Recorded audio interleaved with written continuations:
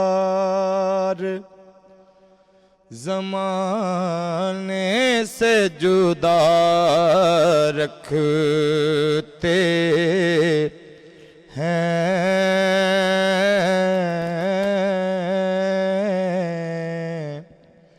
ہم تو محبوب بھی محبوب خدا رکھتے ہیں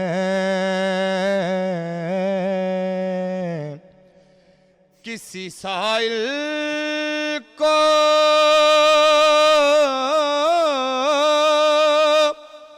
صدا دینے کی زحمت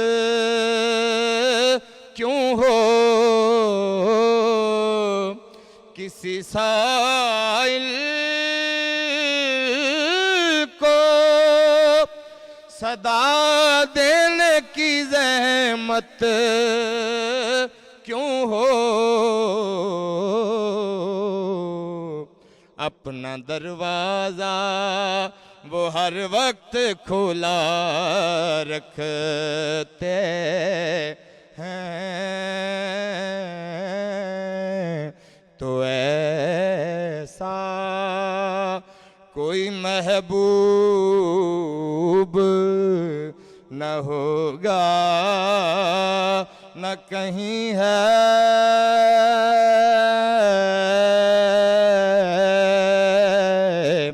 بیٹھا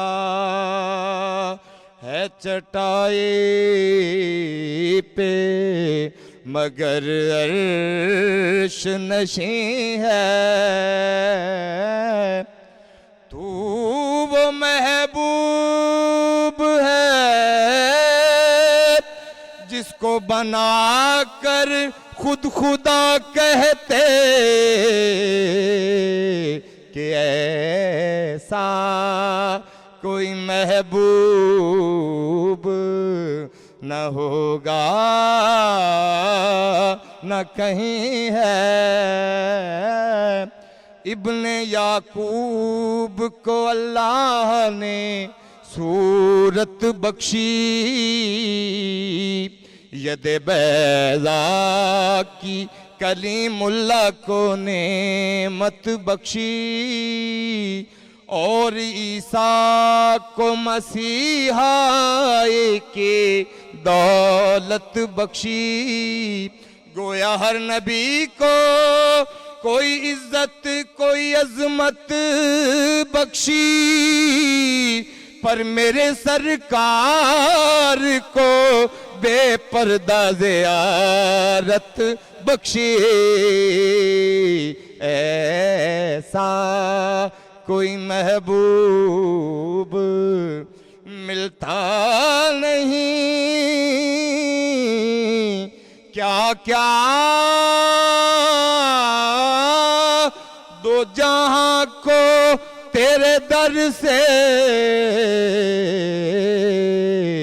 ایک لفظ نہیں ہے کہ تیرے لب پہ نہیں ہے کیا بات ہے ثاقب بھائی آپ سلامت بچپن رہے کی یادیں تازہ ہو گئی ماشاءاللہ کیا بات ہے ثاقب بھائی جس طرح آپ مختلف انبیاء کرام کے معجزات اور ان کے خصائل بیان کر رہے تھے تو اقبال نے کہا تھا کہ حسن یوسف دم عیسیٰ ید بیزاں داری آنچ خوباں ہم دورن تو تنہا داری کہ یعنی اگر حسن یوسف کو علیحدہ دیکھیں تو یوسف علیہ السلام ہے اور دم عیسیٰ یعنی مسیحائی تو حضرت عیسیٰ کا یہ جو ہے وصف ہے لیکن ان دونوں چیزوں کو اگر اکٹھا کر لیا جائے تو پھر میرے آقا میں نظر آتی ہیں یہ چیزیں یعنی اللہ کے رسول صلی اللہ علیہ وآلہ وسلم وہ حفظ مراتب کے مطابق وہ شخصیت نفوس قدسیہ میں سے ہیں کہ جن کو تمام انبیاء کے آخر میں بلانے کا سبب ایسے ہے جیسے آپ کسی تقریب میں چیف گیسٹ کو سب سے آخر میں آتے ہوئے دیکھتے ہیں اور وہ خصائل میں اپنے معیار میں اپنی قدر و منزلت میں ان تمام انبیاء سے اعلیٰ ہے اور تمام انبیاء نے ان کی خصلتوں میں سے ایک ایک خصوصیت لے کر اپنی شناخت بنائی ہے تو ہماری یہ خوش نصیبی ہے کہ ہم امتی ہیں سرکار دو عالم حضرت محمد مصطفیٰ صلی اللہ علیہ وآلہ وسلم کے جو حبیب داور بھی ہیں آج کی اس بزم نشست میں ہمارا ایک سیگمنٹ ہے جس سیگمنٹ کا عنوان ہے صحت نامہ، جہاں پر ہم کرتے ہیں آپ سے بات، اور وہ بات ہوتی ہے آپ کی صحت کے حوالے سے۔ کبھی ہمارے ساتھ ہوتے ہیں حکماء، کبھی ہمارے ساتھ ہوتے ہیں مختلف طریقہ علاج کے حامل ایکسپرٹس، ہمارے ساتھ ہومیوپیتھک بھی ہوتے ہیں، ہمارے ساتھ ایلوپیتھک بھی ہوتے ہیں، اور ہمارے ساتھ مخصوص جسمانی اعضاء کے حوالے سے ایکسپرٹس کو بھی بلایا جاتا ہے تاکہ آپ تک اویئرنیس پہنچ سکے۔ اور آج کون ہے مہمان اور کیا ہونے جا رہی ہے بات؟ جی عابدہ۔ جی آغا، آپ نے بتایا کہ ہمارے ساتھ بہت سارے لوگ موجود ہوتے ہیں، تو ہمارا مقصد جو ہے وہ صحت نامے کے سیگمنٹ میں اویئرنیس دینا ہے یہاں بیٹھ کے، تاکہ جو بھی ہمارے ناظرین ہیں ان تک کوئی ایسی بات پہنچ جائے، کوئی ایسی ٹپس پہنچ جائے تاکہ ان کو آسانی ہو جائے اور ان کو یہ پتہ چل جائے کہ ہم نے کس کے پاس جانا ہے۔ تو آج کی جو ہماری بہت ہی خاص، بہت ہی پیاری ہماری جو ہے وہ گیسٹ بھی ہیں، اور آج کی جو ڈاکٹر ہیں وہ ہے ڈاکٹر ردا جاوید چھتاری ان کا نام ہے، اور یہ ڈینٹسٹ ہے، اور آج دانتوں کے حوالے سے ہم ان سے بات کریں گے۔ ٹاپک بھی ہمارا صفائی ہے، تو ہم یہ بھی جانیں گے کہ کیسے دانتوں کی صفائی کیا ہے، کیسے کیسی ہیں ردا آپ؟ الحمدللہ میں ٹھیک ہوں، آپ کیسی ہیں؟ اچھا، میں ایک رشتہ بتا دوں یہاں پر اسکرین پر، ایک رشتہ بتا دوں کہ رشتہ یہ ہے کہ یہ میری بھتیجی بنتی ہیں، کیونکہ میرے بہت عزیزی قریبی دوست پاکستان کے نامور قانون دان جناب جاوید احمد چھتاری صاحب کی صاحبزادی ہیں، اور جب یہ بہت چھوٹی سی تھی تب سے ان کے نام سے واقف ہے، معلوم ہے کہ ہماری بھتیجی ہے، اور ابھی کچھ عرصہ پہلے جو ہے یہ دلہن بنی ہے، تو دلہن بننے کے موقع پہ بھی ہم موجود تھے، یہ ہمارا ان سے تعلق ہے۔ اب جو ہے وہ آپ سیریس سوالوں کے جواب دیں۔ جی، یہ بھی سیریس ہی تھا ویسے۔ اچھا ڈاکٹر، مجھے بتائیں ردا کہ کیا خاص کوئی ایسی چیز ہے جو رمضان میں کرنی چاہیے دانتوں کے حوالے سے صفائی؟ کیونکہ عام روٹین میں تو ہم جو ہے وہ صبح اٹھ کے بھی برش کر رہے ہوتے ہیں، رات میں بھی کر رہے ہوتے ہیں، پھر سحری اور افطار میں جو ہے روٹین ہماری چینج ہو جاتی ہے، تو کس طرح ہم جو ہے وہ دانتوں کی صفائی کریں؟ اور کیا پیسٹ سے کرنا اچھا ہے یا کوئی کسی منجن سے، یا وہ کہتے ہیں کسی کے پاؤڈر سے، کسی چیز سے بھی؟ ہاں، کسی چیز سے بھی کر سکتے ہیں۔ دیکھیں، ہمیشہ دانتوں کی صفائی کوئی بھی منجن یا ان سب چیزوں سے مت کریں، ہمیشہ ٹوتھ پیسٹ استعمال کریں۔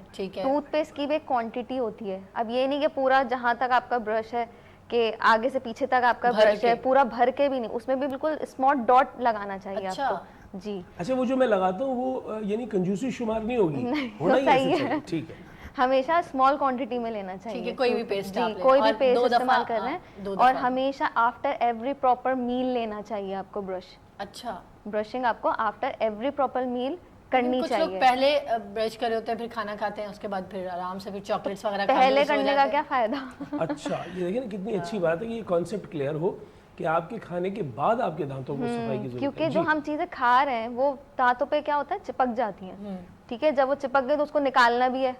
اب وہ ایسی ایسی جگہ جا کے بیٹھتی ہیں کہ آپ مطلب سمپل برشنگ سے بھی نہیں جا رہا ہوتا۔ اچھا ردا، مجھے یہ بتائیں کہ یہ عام جو ہمارے ڈاکٹرز ہوتے ہیں ان کے پاس جاؤ تو یہ جو ڈینٹسٹ کا ہوتا ہے نا، یہ اتنا مہنگا علاج کیوں ہوتا ہے؟ مطلب یہ تو ایک تو یہ روٹ کنال کے 4-5 سیشن رکھ دیتے ہیں ڈاکٹرز، پھر ہر دفعہ جو ہے وہ اتنی بھاری فیس لیتے ہیں، کیا مہنگا کیوں ہے علاج؟ کیا آپ لوگوں کی پڑھائی اتنی زیادہ ایکسپینسو ہوتی ہے کہ آپ لوگوں نے پھر زیادہ فیس لینی ہوتی ہے؟ دیکھیں، چارجز ڈیپینڈ کرتا ہے اکارڈنگ ٹو ایکسپرٹیز، ٹھیک ہے، ہر کسی کے پاس ایکسپرٹیز نہیں ہوتی۔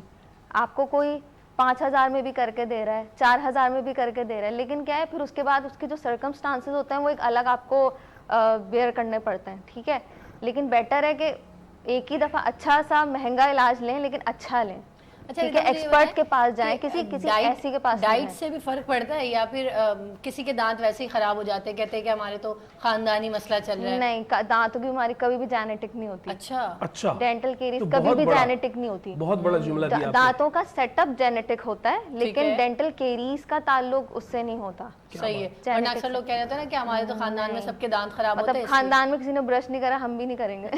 ایسا ہی ہے، ایسا ہی۔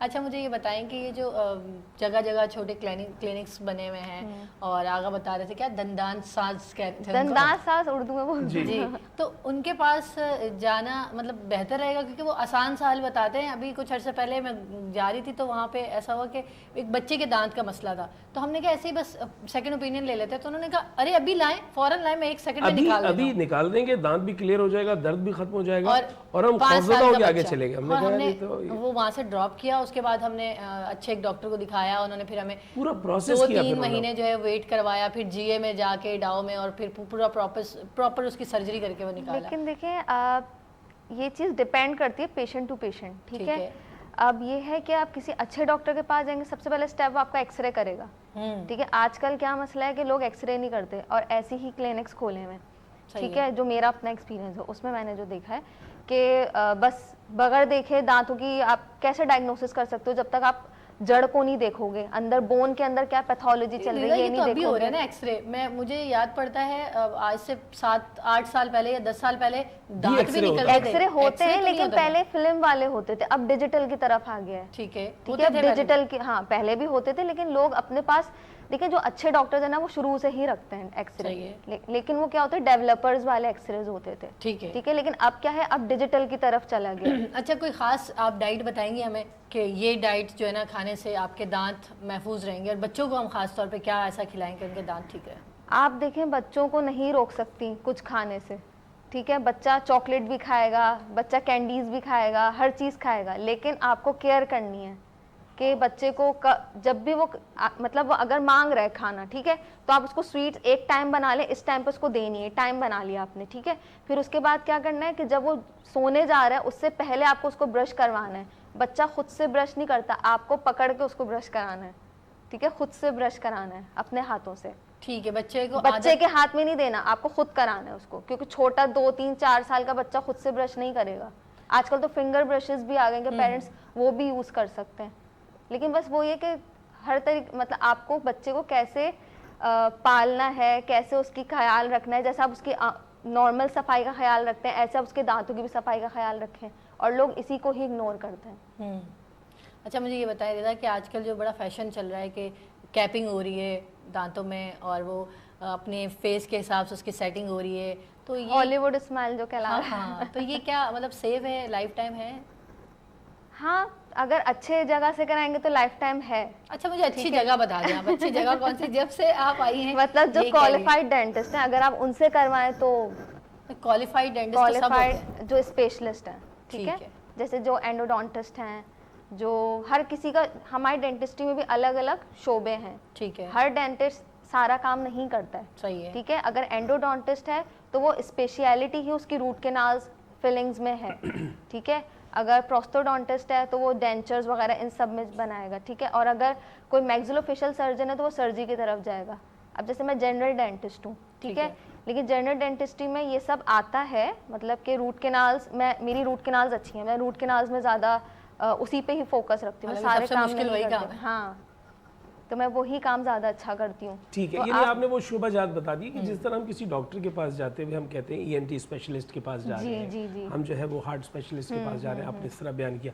اچھا میں یہ جاننا چاہوں گا, برش کرتے ہوئے ہم جو برش کرتے ہیں وہ ایک طریقہ ہمیں بتایا جاتا ہے کہ اوپر سے نیچے کی طرف, یہ کیا بات ہے, اور یہ دائیں سے بائیں گول گول گھمانے کا بھی ایسا بھی کچھ ہے؟ دیکھیں جو برشنگ ہے, برشنگ ہمیشہ 45 ڈگری کے اینگل پہ برش رکھ کے کرا جاتا ہے, ٹھیک ہے, گم لیول پہ, کہ آپ کے گمز بھی صاف ہوں, ٹھیک ہے.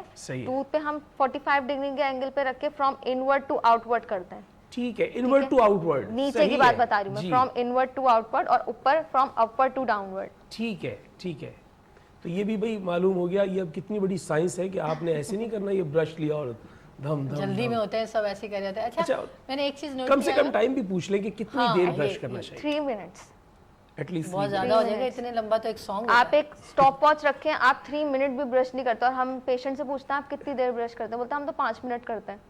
اب اگر رکھو گے آپ تو چند سیکنڈ بھی نہیں کرتے ہوں گے. ہاں وہ آپ نے ایسی اصطلاحی معنوں میں کہہ دیا. برش کے حوالے سے میں پوچھ رہی تھی کہ آج کل نا ہمیں بس یہ ہوتا ہے کہ جلدی سے کر لیں, ہارڈ والا برش لیتے ہیں جس سے اسموکر لکھا ہوا ہوتا ہے. نہیں, وہ کبھی بھی نہیں کرنا چاہیے, بہت ایبریسو کی طرف چلا جاتا ہے. ہمیشہ میڈیم یا سافٹ لینا چاہیے. نارملی میڈیم برش لینا چاہیے, لکھا ہوا ہوتا ہے اس پہ کہ سافٹ لیں یا میڈیم لیں, تو آپ میڈیم کی طرف جائیں.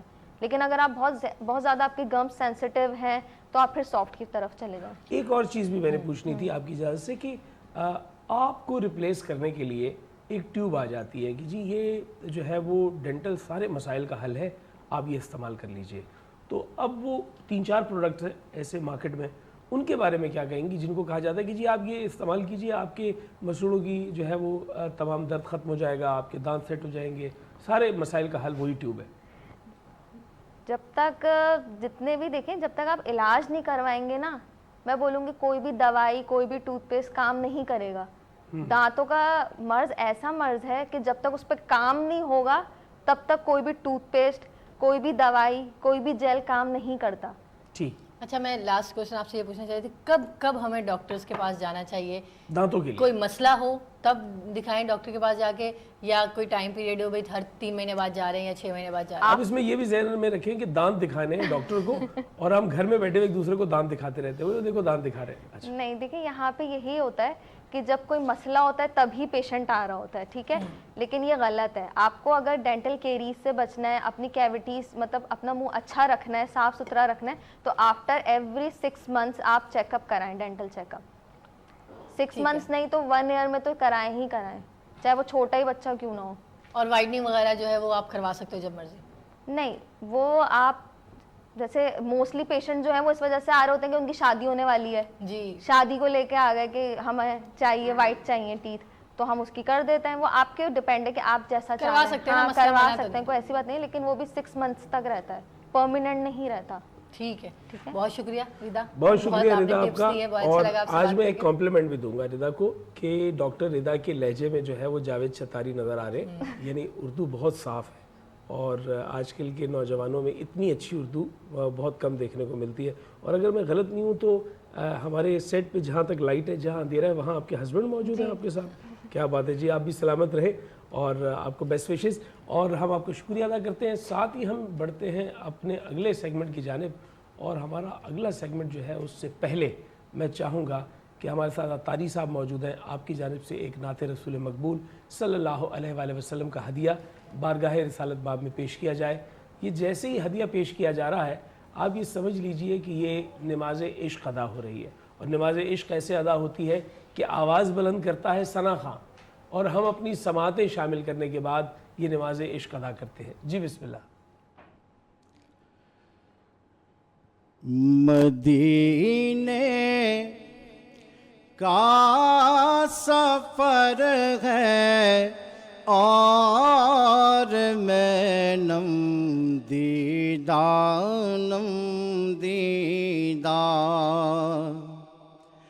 मदीने का सफर है और मैं नम दीदा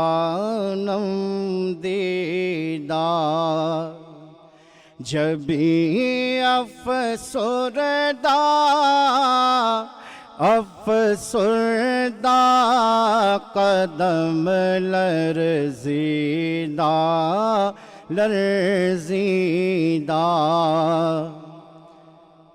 चला हूँ एक मुजरिम की तरह मैं जानिबे तैबा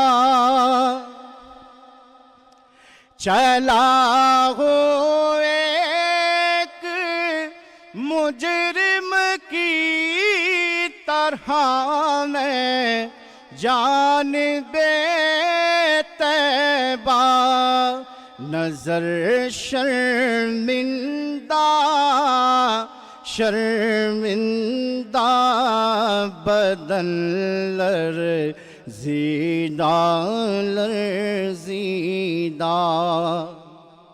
नजर शर्मिंदा बदन लरज़ीदा मदीने का सफर है और मैं नम दीदा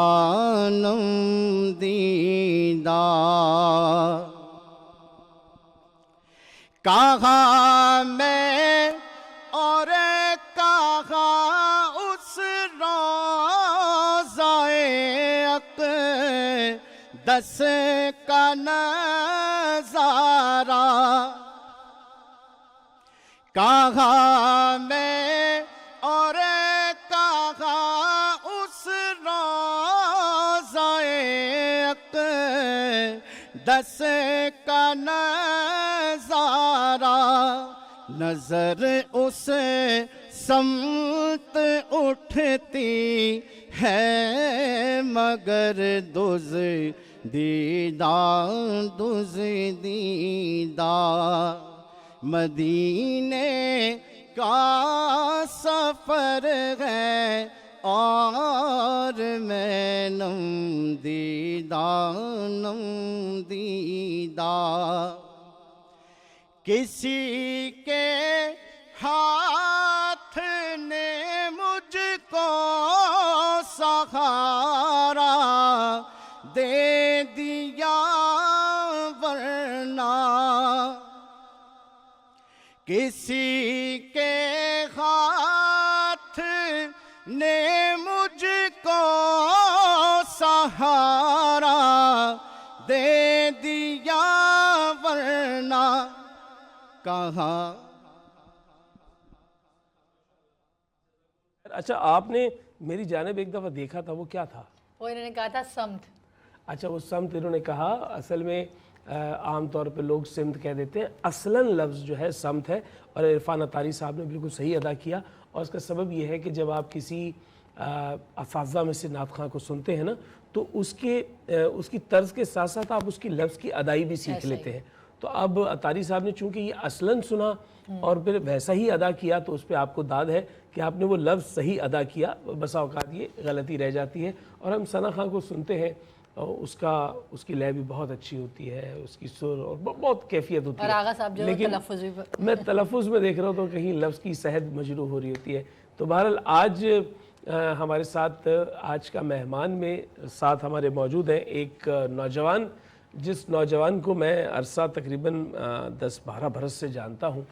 یہ ہمہ وقت خود سیکھنے کے عمل سے بھی گزر رہا تھا اور اپنے ساتھ ان لوگوں کے بھی ہاتھ تھامتا چلا جا رہا تھا جو اس کی طرح سیکھنا چاہتے تھے. اچھا پھر ہوا یہ کہ اس نے اپنا راستہ تو بنا لیا، اور راستہ بنانے کے بعد پھر ان کے لیے اس نے ایک اکیڈمی فارم کر دی کہ اب آپ آئیے، جو میں نے سیکھا ہے اور جو میرے اساتذہ ہیں ان سے میں آپ کی ملاقات کرواتا ہوں اور آپ کو تیار کرتا ہوں اس شو بز کے لیے، یعنی شو بزنس کے لیے. تو میرے ساتھ موجود ہیں شاکر سمراٹ. آپ کو ہم یہاں خوش آمدید کہتے ہیں. آپ ایک ایسے خانوادے سے تعلق رکھتے ہیں کہ آپ کی پوری فیملی بیک گراؤنڈ اور پورا حوالہ ہے کہ ایک سمراٹ فیملی جس نے پاکستان فلم انڈسٹری کو بڑا جو ہے وہ سرو کیا ہے. آپ کے ساتھ موجود ہیں مہنور امانت، جو آپ کی اس اکیڈمی کو جو ہے وہ اس کے کریکولم کو دیکھ رہی ہیں، ہیڈ آف اکیڈمی ہے، اور ساتھ ہی ساتھ یہ میزبان ہیں، ٹیلی ویژن ہوسٹ ہیں، ایکٹریس ہیں. تو سب سے پہلے تو میں آپ سے بات شروع کروں گا، بجائے اس کے کہ شاکر بھائی سے بات شروع کروں. آپ یہ بتائیے کیا ہوسٹنگ آسان شعبہ ہے؟ مجھے لگتا ہے آسان کچھ بھی نہیں ہوتا، ہر چیز محنت مانگتی ہے. محنت آپ کریں گے تو ہی آپ کامیاب ہوں گے. اچھا 2 کالم بنا دیے جائیں، ایک ایکٹریس ایک ہوسٹ. آپ اپنے آپ کو پہلے کس کالم میں لکھیں گے؟ ایکٹریس. تو اس کا معنی یہ ہوا کہ یہ جو میرا شعبہ ہے یہ فار گرانٹڈ لے لیا گیا، یہ تو کوئی بھی کر سکتا ہے. نہیں ایسا نہیں ہے، اس میں اور زیادہ علم کی ضرورت ہے مجھے لگتا ہے. یہ بھی بہت اچھی بات ہے، کیونکہ آپ چھوٹے چھوٹے پاؤں ان کی مسٹیک پکڑ سکتے ہیں، باتیں پکڑ سکتے ہیں. ہم لوگ تو اسکرپٹ پکڑتے ہیں اور پڑھ لیتے ہیں بس. ہاں لیکن بہرحال شعبے ایک دوسرے کے ساتھ جڑے ہوئے ہیں. یہ اور بات ہے کہ جو لوگ باقاعدہ ہوسٹ ہوتے ہیں اور صرف ہوسٹ ہوتے ہیں، جیسے میں یہاں نام مینشن کروں گا کہ اگر ایز این ایکٹر آپ دیکھیں اداکار معین اختر کو، تو وہ بعد میں ہے، پہلے وہ ہوسٹ ہے. تو ان کی جو پریورٹی تھی وہ ہوسٹنگ ہے، بعد میں وہ ایکٹنگ ہے. تو جو پہلی پریورٹی ہوسٹنگ کی رکھتا ہے تو ظاہر سی بات ہے وہ اس کام میں بڑی دلجمی سے کام کرتا ہے. لیکن ہمارے بہت سارے ٹیلی ویژن کے ایکٹر ایکٹریسز جو ہے وہ رمضان ٹرانسمیشنز کر رہے ہیں، ہمیں بہت خوشی ہوتی ہے. اس سے کیا ہوتا ہے کہ ان کے اپنے علم میں اضافہ ہوتا ہے. لیکن آگا ان کی وہ ایکٹنگ جو ہے نا اس میں بھی جھلک رہی ہوتی ہے، کیونکہ وہ ان کا بیسک تو وہی ہوتا ہے نا، وہ ایکٹنگ ہوتی ہے.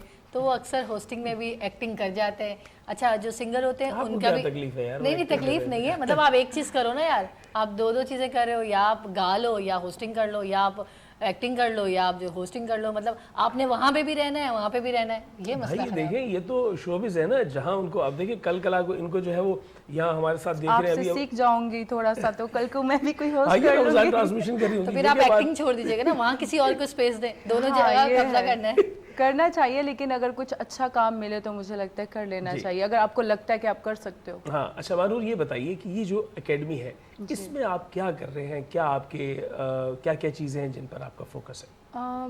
میں نے یہ اکیڈمی کو ابھی جوائن کیا ہے، لیکن شاکر سمراٹ تو کافی ٹائم سے کر رہے ہیں. تو بانی ہے نا, یہ تو بانی ہے, ایک بانی ایم کیو میں اور ایک یہ بانی ہے. جی جی بالکل, یہ بھی سیکھنے کا ہے, آرٹ ہے ایک, ڈانس اینڈ میوزک اور پھر اس کے بعد یہ ساری چیزیں. ڈانس اینڈ ساری چیزیں. تو اچھا, آپ خود سیکھنے کے لیے آئی تھیں یہاں پر اور پھر جوائن کیا, یا آپ کو ذاتی طور پہ جو ہے وہ یہ شوق تھا کہ اکیڈمک چیزوں کے ساتھ آپ جڑ جائیں؟ مجھے خود سیکھنے کا شوق تھا تو اس وجہ سے میں ان کے ساتھ جڑی. اب دیکھیں آرٹ اینڈ کلچر جو ہے نا وہ ہر جگہ پہ امپورٹنٹ ہوتا ہے, کوئی بھی کنٹری ہو جائے, کوئی بھی ایسا شعبہ ہو جائے, اس میں اس کی ضرورت کہیں نہ کہیں ہوتی ہے. بھئی آپ دیکھیں, ایک جملہ میں کہہ رہا ہوں آپ کی اجازت سے, کہ آج ہمیں یہ نہیں معلوم کہ موہنجو دڑو میں رہنے والوں کا مذہب کیا تھا, جی, اور ہمیں یہ بھی نہیں معلوم کہ ان کی جو ہے وہ بود و باش کیا تھی. ہاں یہ معلوم ہے کہ وہ رقص کیسے کرتے تھے, ہمیں یہ پتہ ہے وہ لباس کیسے پہنتے تھے, ان کے اطوار کیسے تھے. یعنی کلچر جو ہے نا وہ کئی دفعہ ڈومینیٹ کرتا ہے اور وہ زندہ رہتا ہے, اور اس کی ایک صدیوں تک ضرورت زندہ بھی رہتا ہوتی ہے. جی, وہ آپ کی شناخت ہے. اور آج ہمارے جو ہے وہ ایک گیسٹ آئی تھی, ان سے میری گفتگو ہو رہی تھی, تو انہوں نے بڑی خوبصورت بات بولی مجھے. انہوں نے کہا کہ آغا صاحب, جو بیسیکلی ڈپلومیٹ یہاں پر آتے ہیں پوری دنیا سے, مختلف ممالک کے, وہ ہمارے کلچر سے بہت متاثر ہوتے ہیں, ہمارے سندھ کے کلچر سے, خیبر پختونخوا سے, پنجاب سے. اور وہ کہتے ہیں اتنی ڈائیورسٹی ہے, اور پھر بھی آپ ایک امبریلا کے نیچے رہ رہے ہیں. تو ہم کہتے ہیں دعا کرو بھائی ایک امبریلا کے نیچے رہیں. شاکر بھائی, کیسے یہ خیال آیا کہ اکیڈمی بنانی ہے؟ آپ تو خود شاندار اپنا رزق کما رہے ہیں, اللہ نے آپ کو عزت دی ہے, آگے بڑھتے چلے جائیں, ضرورت کیا ہے کہ اتنا جھمیلا پالنا ہے؟ بہت شکریہ آغا صاحب, آپ ہمارے استادوں میں سے ہیں, اور یہ آپ ہی کے نقش قدم پہ سارے آغاز ہوئے ہیں, آپ جانتے ہیں. میں شکر گزار ہوں آپ کا, اور ونس ٹی وی کا بھی, کہ ہمیں رمضان ٹرانسمیشن میں آپ نے مدعو کیا. جس طرح آپ نے بات کی کلچر کی, میں بات کروں گا سویلائزیشن کی. کلچر اور سویلائزیشن پہ آپ کے تمام معاشرے بحث کر رہے ہوتے ہیں.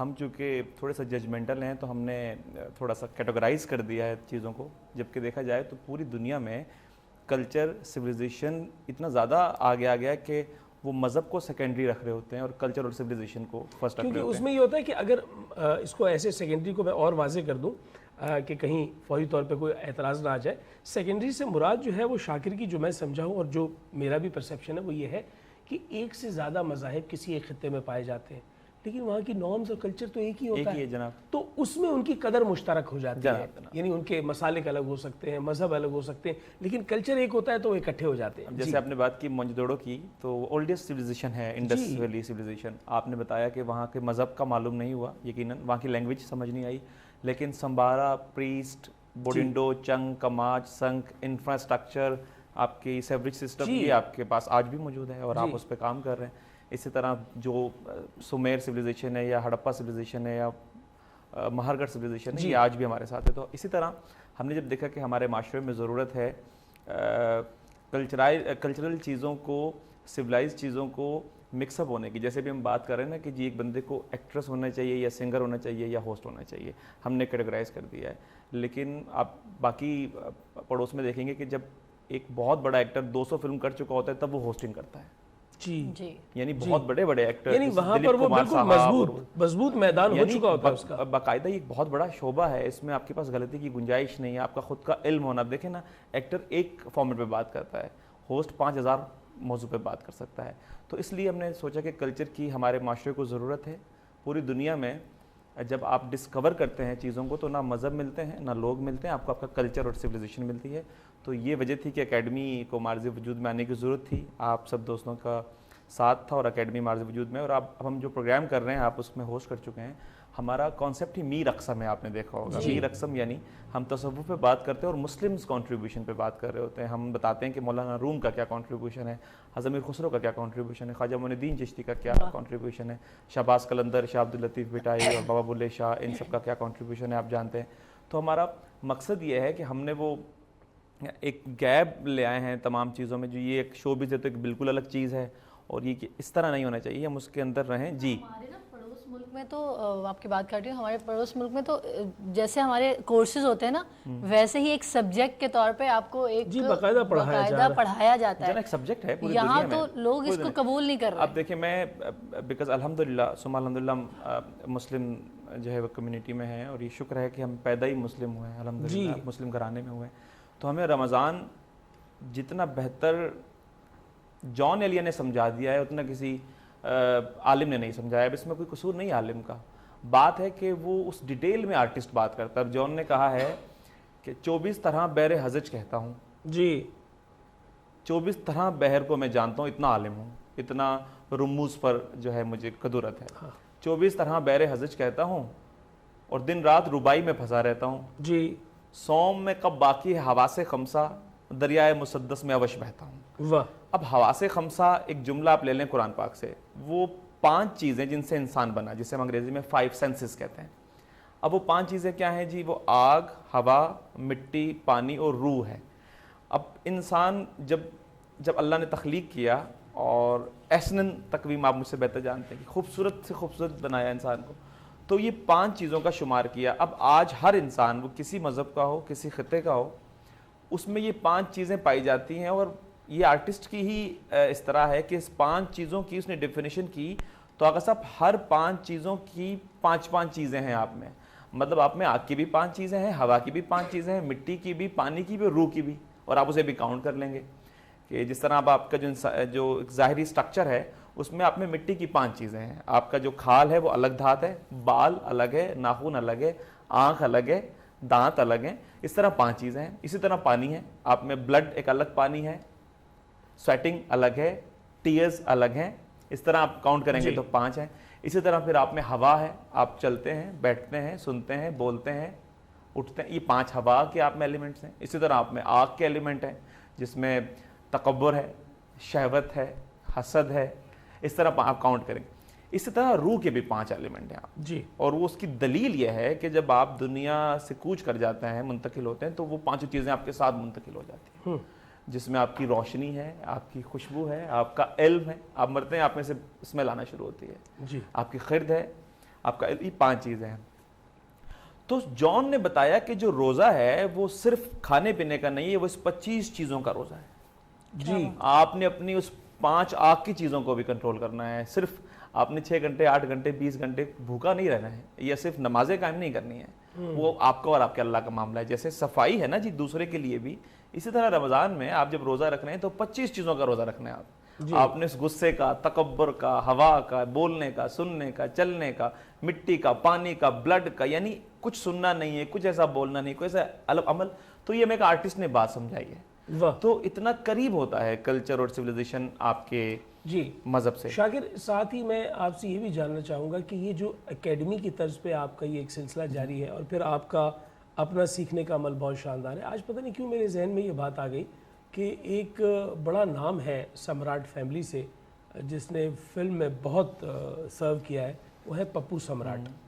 اور اگر میں یہ کہوں کہ پپو سمراٹ کے دور میں 2 نام بڑے معروف تھے, ایک پپو سمراٹ اور اشرف شیرازی.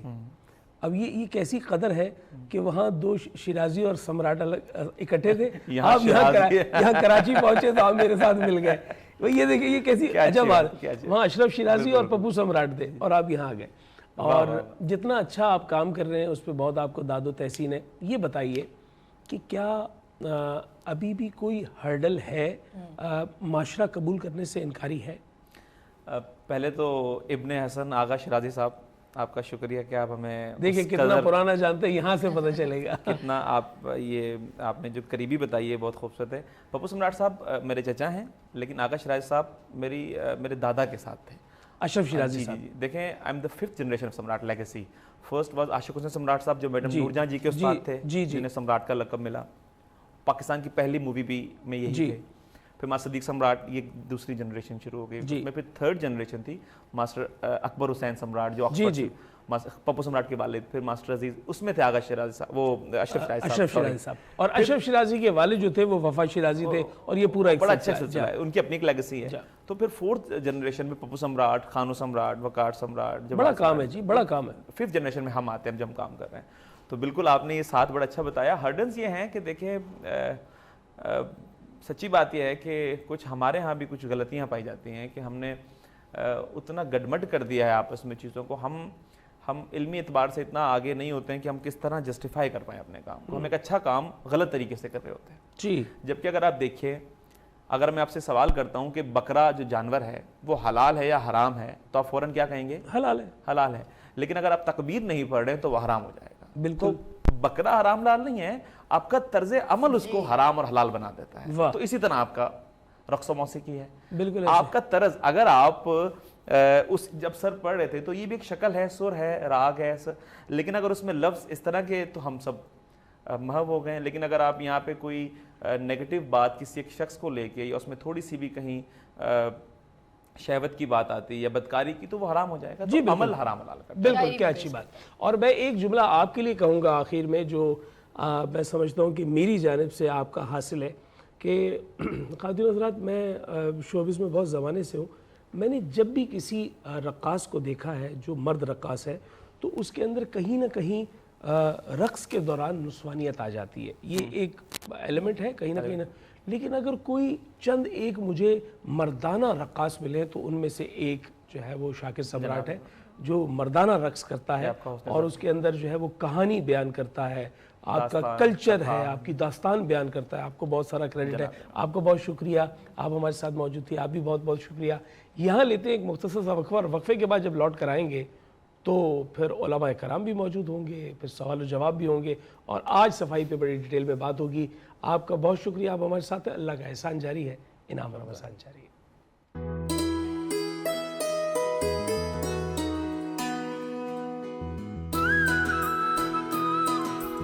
نعمتیں، برکتیں اور رحمتیں، ماہ انعام آ گیا، رمضان آ گیا، اللہ کا احسان، انعام رمضان، انعام رمضان، انعام رمضان.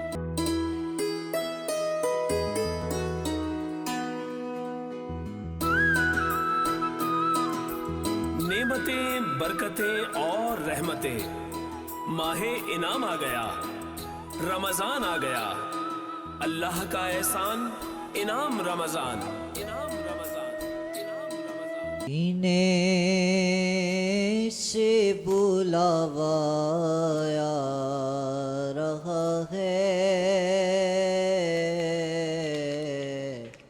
میرا دل مجھ سے پہلے جا رہا ہے.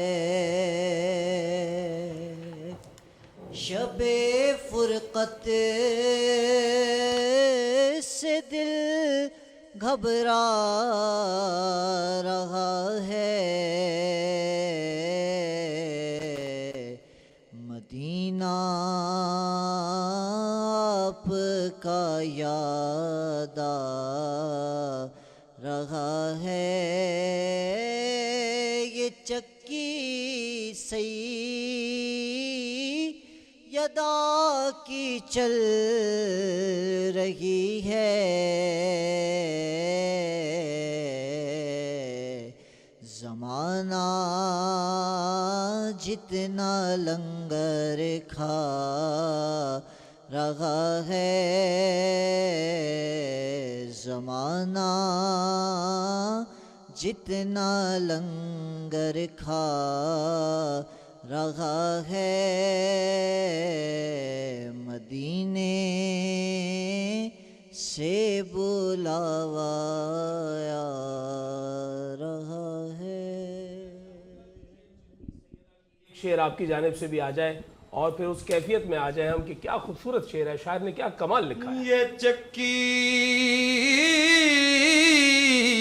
سیدہ کی چل رہی ہے، یہ چکی سیدہ کی چل رہی ہے، زمانہ جتنا لنگر کھا رہا ہے، زمانہ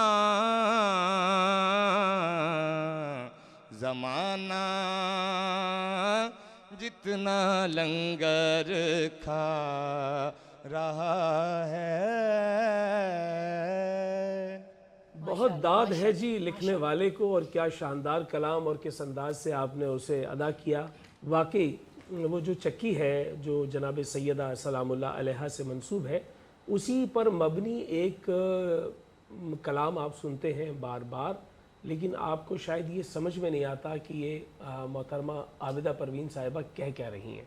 وہ کہتی ہیں گھوم ترکڑا، وہ جب کہتی ہیں نا گھوم ترکڑا تیکو کتن والی جیوے، تو دراصل وہ کہہ رہی ہوتی ہے کہ یہ جو تڑکڑا گھوم رہا ہے جناب سیدہ کا اس پہ ہاتھ ہے، اور وہ جناب سیدہ کا نام لے کر کہہ رہی ہیں کہ تیکو کتن والی جیوے، جو تجھے چلا رہی ہے وہ جیے۔ اور پھر اس کے بعد وہ کہتی ہیں کہ حسن حسین علی دا جایا، تو وہ دراصل بتا رہی ہیں کہ یہ منظر ہے در بطول کے اندر موجود خانہ بطول کا، اور شاعر جب خانہ بطول کا ذکر کرتا ہے تو مجھے یاد آتا ہے کہ حضور پرنور حضرت محمد مصطفیٰ صلی اللہ علیہ وآلہ وسلم اس در پر، یعنی یہ جو در بطول ہے اس پر دستک دے کر آتے تھے۔ یہ کتنا بڑا مقام ہے در بطول کا۔ آج جو کچھ سلسلہ ہمارے پاس تھا ہم نے آپ کے سامنے رکھا، سیگمنٹس ہوئے، اور بلا آخر ہم اس سیگمنٹ تک پہنچ گئے ہیں جس کا آج موسٹ اویٹڈ سیگمنٹ تھا، کیونکہ یہ سیگمنٹ جو اب ہونے جا رہا ہے اس میں میرا دل دھڑک رہا ہے، اور اتنا شدت سے دھڑک رہا ہے کہ میں یہ سہارے لے رہا ہوں کلام کے، ان سے پڑھوا لیا اور پھر ان سے پڑھوا لیا کہ کسی طریقے سے یہ لیٹ ہو جائے سیگمنٹ، تھوڑا سا ٹائم اور مل جائے۔ بچپن میں بھی آپ ایسے ہی کرتے تھے؟ ہاں، میں بالکل ایسے ہی کرتا تھا، میں کوئی نہ کوئی بہانہ لگا لیتا تھا، بلکہ میں بسا اوقات ایسے کہتا تھا کہ جو مقابلہ ہوتا تھا ان میں جو میرے پارٹیسپینٹ ہوتے تھے ساتھ، میں ان سے ریکویسٹ کر کے کہتا تھا یار مجھ سے پہلے تم تقریر کر لو۔ اچھا، اس کا مقصد یہ نہیں ہوتا تھا کہ میں کوئی جداگانہ کانٹینٹ لے کر آ جاؤں، ڈیبیٹ میں تو ایسا ہو جاتا ہے، لیکن میں باہر نکل جاتا تھا، میرے اوپر نا ایک پریشر آ جاتا، لینا نہیں چاہتے تھے۔ ہاں، اچھا، ابھی مجھے نا بچے یہاں سے فرمائشیں کر رہے تھے پہلے ان کو بلا لیں یا پہلے، میں نے کہا بلاؤں گی میں اپنی مرضی سے۔ اچھا، رینڈم ہے آج بلانا؟ جی۔ تو آج ہے مقابلہ، تقریری مقابلہ جس کو ہم نام دیتے ہیں منظر نگاری، اور یہ ہمارا سیگمنٹ ہوتا ہے جس کا آج پہلا سیمی فائنل ہے، اور شہباز کرے پرواز شہباز ابراہیم ایڈوکیٹ ہمارے پاس آ چکے ہیں، اور ہم جو ہے اس مقابلے کی جانب بڑھ رہے ہیں۔ لیکن اس سے پہلے میں آپ کو بتا دوں کہ یہ جو 4 بچے آج آئے ہوئے ہیں، 4 بچے، مجھے کم و بیش سب بچوں کے نام بھی یاد ہیں۔ ایک عباسی آیا ہوا ہے، ایک عفان آیا ہوا ہے، ایک شریم آیا ہوا ہے، ایک ملائکہ آئی ہوئی ہے۔ ان 4 بچوں کو میں آج قبل از مقابلہ فاتح قرار دے رہا ہوں، بالکل ایسا، اور اس لیے کہ ذرا حوصلہ بڑھ جائے، کتنے مرحلے طے کر کے یہاں تک پہنچے۔ میری اپنی کیفیت ایسی ہو رہی ہے کہ مجھے سمجھ میں نہیں آ رہا کہ آج میں بہت ظالم ہونے والا ہوں، دل دھڑک رہا ہے کیونکہ آج میں نے سختی کرنی ہے، کیونکہ یہ مرحلہ سختی کا ہے۔ جی بسم اللہ۔ آپ پہلے دن سے کر رہے ہیں ویسے آپ؟ نہیں، میں نے بہت ہلکا ہاتھ رکھا ہے۔ اچھا، میں نے ویسے نوٹ کیا تھا شہباز بہت ساری غلطیاں لکھی ہوتی تھیں، یہ 2-3 بتاتے تھے، میں نے کہا بڑا، باقی غلطیوں کو جانے دیا، ٹھیک ہے جی۔ تو آپ کی اجازت سے میں سٹارٹ لوں آگا؟ جی بسم اللہ۔ ٹاپک ہے ہمارا کچھ بڑی بات تھی ہوتے جو مسلمان بھی ایک۔ بھائی چونکہ موضوع ایسا ہے کہ کچھ بڑی بات تھی جو ہوتے مسلمان بھی ایک، کیا ہے مصرع؟ یہی ہے، کچھ بڑی بات تھی، یہ پورا کیا ہے؟ یہ پورا کیا ہے جی؟ منفعت ایک ہے اس قوم کی، نقصان بھی ایک، حرم پاک بھی، اللہ بھی، قرآن بھی ایک، اور اس میں تیسری لائن ہے شاید کچھ بڑی بات تھی ہوتے جو مسلمان بھی ایک، یہ چوتھی لائن ہے، لیکن اس میں ایک لائن میں مس کر رہا ہوں جو پارٹیسپینٹس، اور یقیناً پارٹیسپینٹ کی جانب سے وہ پڑھا بھی جائے گا اقبال کا کلام۔ تو آج میں بلال بھائی، آپ میری آواز سن رہے ہیں؟ بلال کریم صاحب، بھائی بلال کریم صاحب بھی میری آواز سن رہے ہیں؟ تو چونکہ ہیڈ آف ٹرانسمیشن بیٹھے ہوئے ہیں تو آج ہم نے ڈائریکٹر عالیہ عباس کو بائی پاس کر کے ڈائریکٹ اوپر کی سطح پہ بات کی ہے، آپ کی اجازت سے first time in the history, لیکن ضروری اس لیے ہے کہ اقبال کا شعر ہے اور بات اسلام کی ہو رہی ہے، تو آج کے صاحب صدر میں بنانا چاہ رہا ہوں ثاقب علی چوہان کو کہ وہ آج کے صاحب صدر بنیں گے، کیونکہ ان کے اپنے بچے بھی مختلف مقابلوں میں کھیل رہے ہیں اور جیت بھی رہے، تو آج کے صاحب صدر ہی ہے۔ بسم اللہ۔ جی، پہلا پارٹیسپینٹ میں بلانا چاہوں گی۔ اچھا، وہی سیم رولز ہیں اس کے بھی، 2.5 منٹ کا دورانیہ ہے، 2 منٹ پہ پہلا بزر بجے گا اور 2.5 منٹ پہ دوسرا بزر بجے گا۔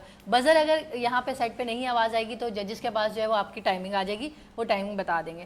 پہلے پارٹیسپینٹ کو میں بلانا چاہوں گی محمد شریم مشتبہ، SMS اسکول آغا خان جی۔ السلام علیکم۔ جی بیٹا بسم اللہ۔ اجازت ہے؟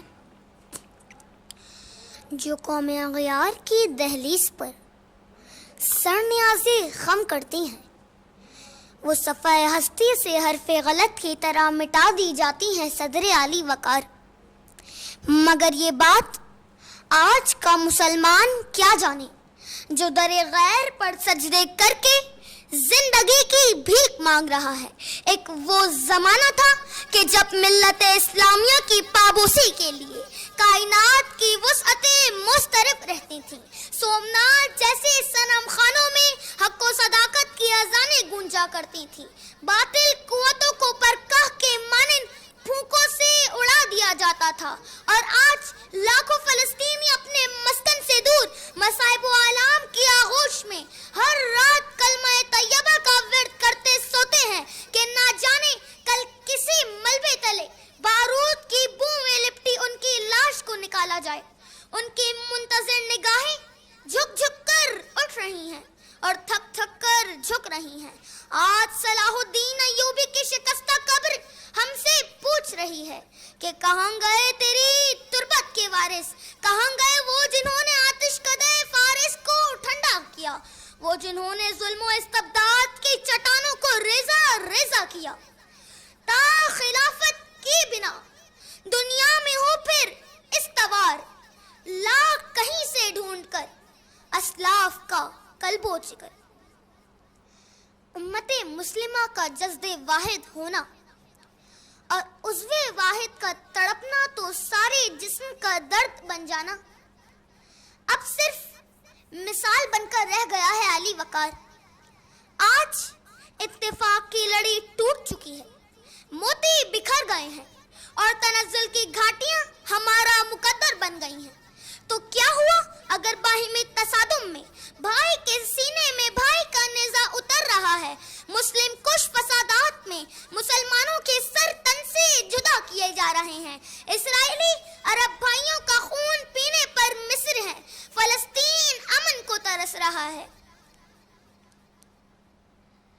تو ابھی بھی وقت ہے کہ متحد ہو جاؤ, ورنہ تمہاری داستاں بھی نہ رہے گی داستانوں میں. شکریہ. شکریہ جی. اور ٹائمنگ آپ آغا بتا دیجیے گا. جی دورانیہ بتائیے گا. جی اگلے پارٹیسپینٹ ہمارے ساتھ موجود ہیں محمد عفان, ہوم اسکولنگ سسٹم سے. ٹائمنگ بتا دیں جی. شریم 2 منٹ 10 سیکنڈ. جی ٹھیک ہے, اجازت ہے؟ جی بیٹا بسم اللہ. اسلامی تاریخ پر سرسری نگاہ بھی ڈالیے تو پتہ چلتا ہے کہ صدر علی وقار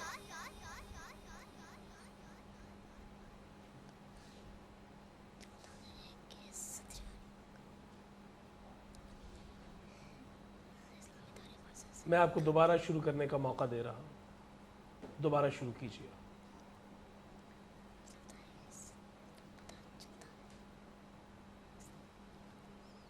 ان کو ہنٹ دے دینا ان کے. میں آپ کو ایک مرتبہ پھر موقع دے رہا ہوں, آپ دوبارہ سے شروع کیجیے. اسلامی تاریخ پر سرسری نگاہ بھی ڈالیے تو پتہ چلتا ہے کہ امت مسلمہ اس وقت تک انتہائی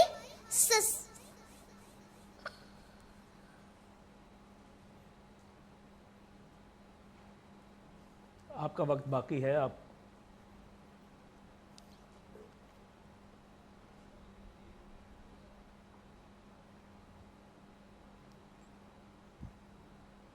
چلیں کوئی شعر پڑھ لیں.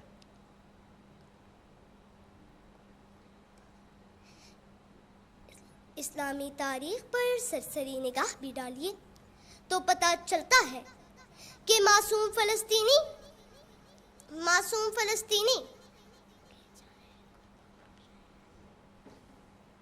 شکریہ. وجی بھائی راسٹم سیٹ کر دیں. اور اگلی پارٹیسپینٹ کو میں بلانا چاہوں گی Malaika Qureshi, government college for women سے, اور آپ کا ٹاپک بھی سیم ہے, کچھ بڑی بات تھی ہوتے جو مسلمان بھی ایک. اجازت ہے؟ جی بسم اللہ.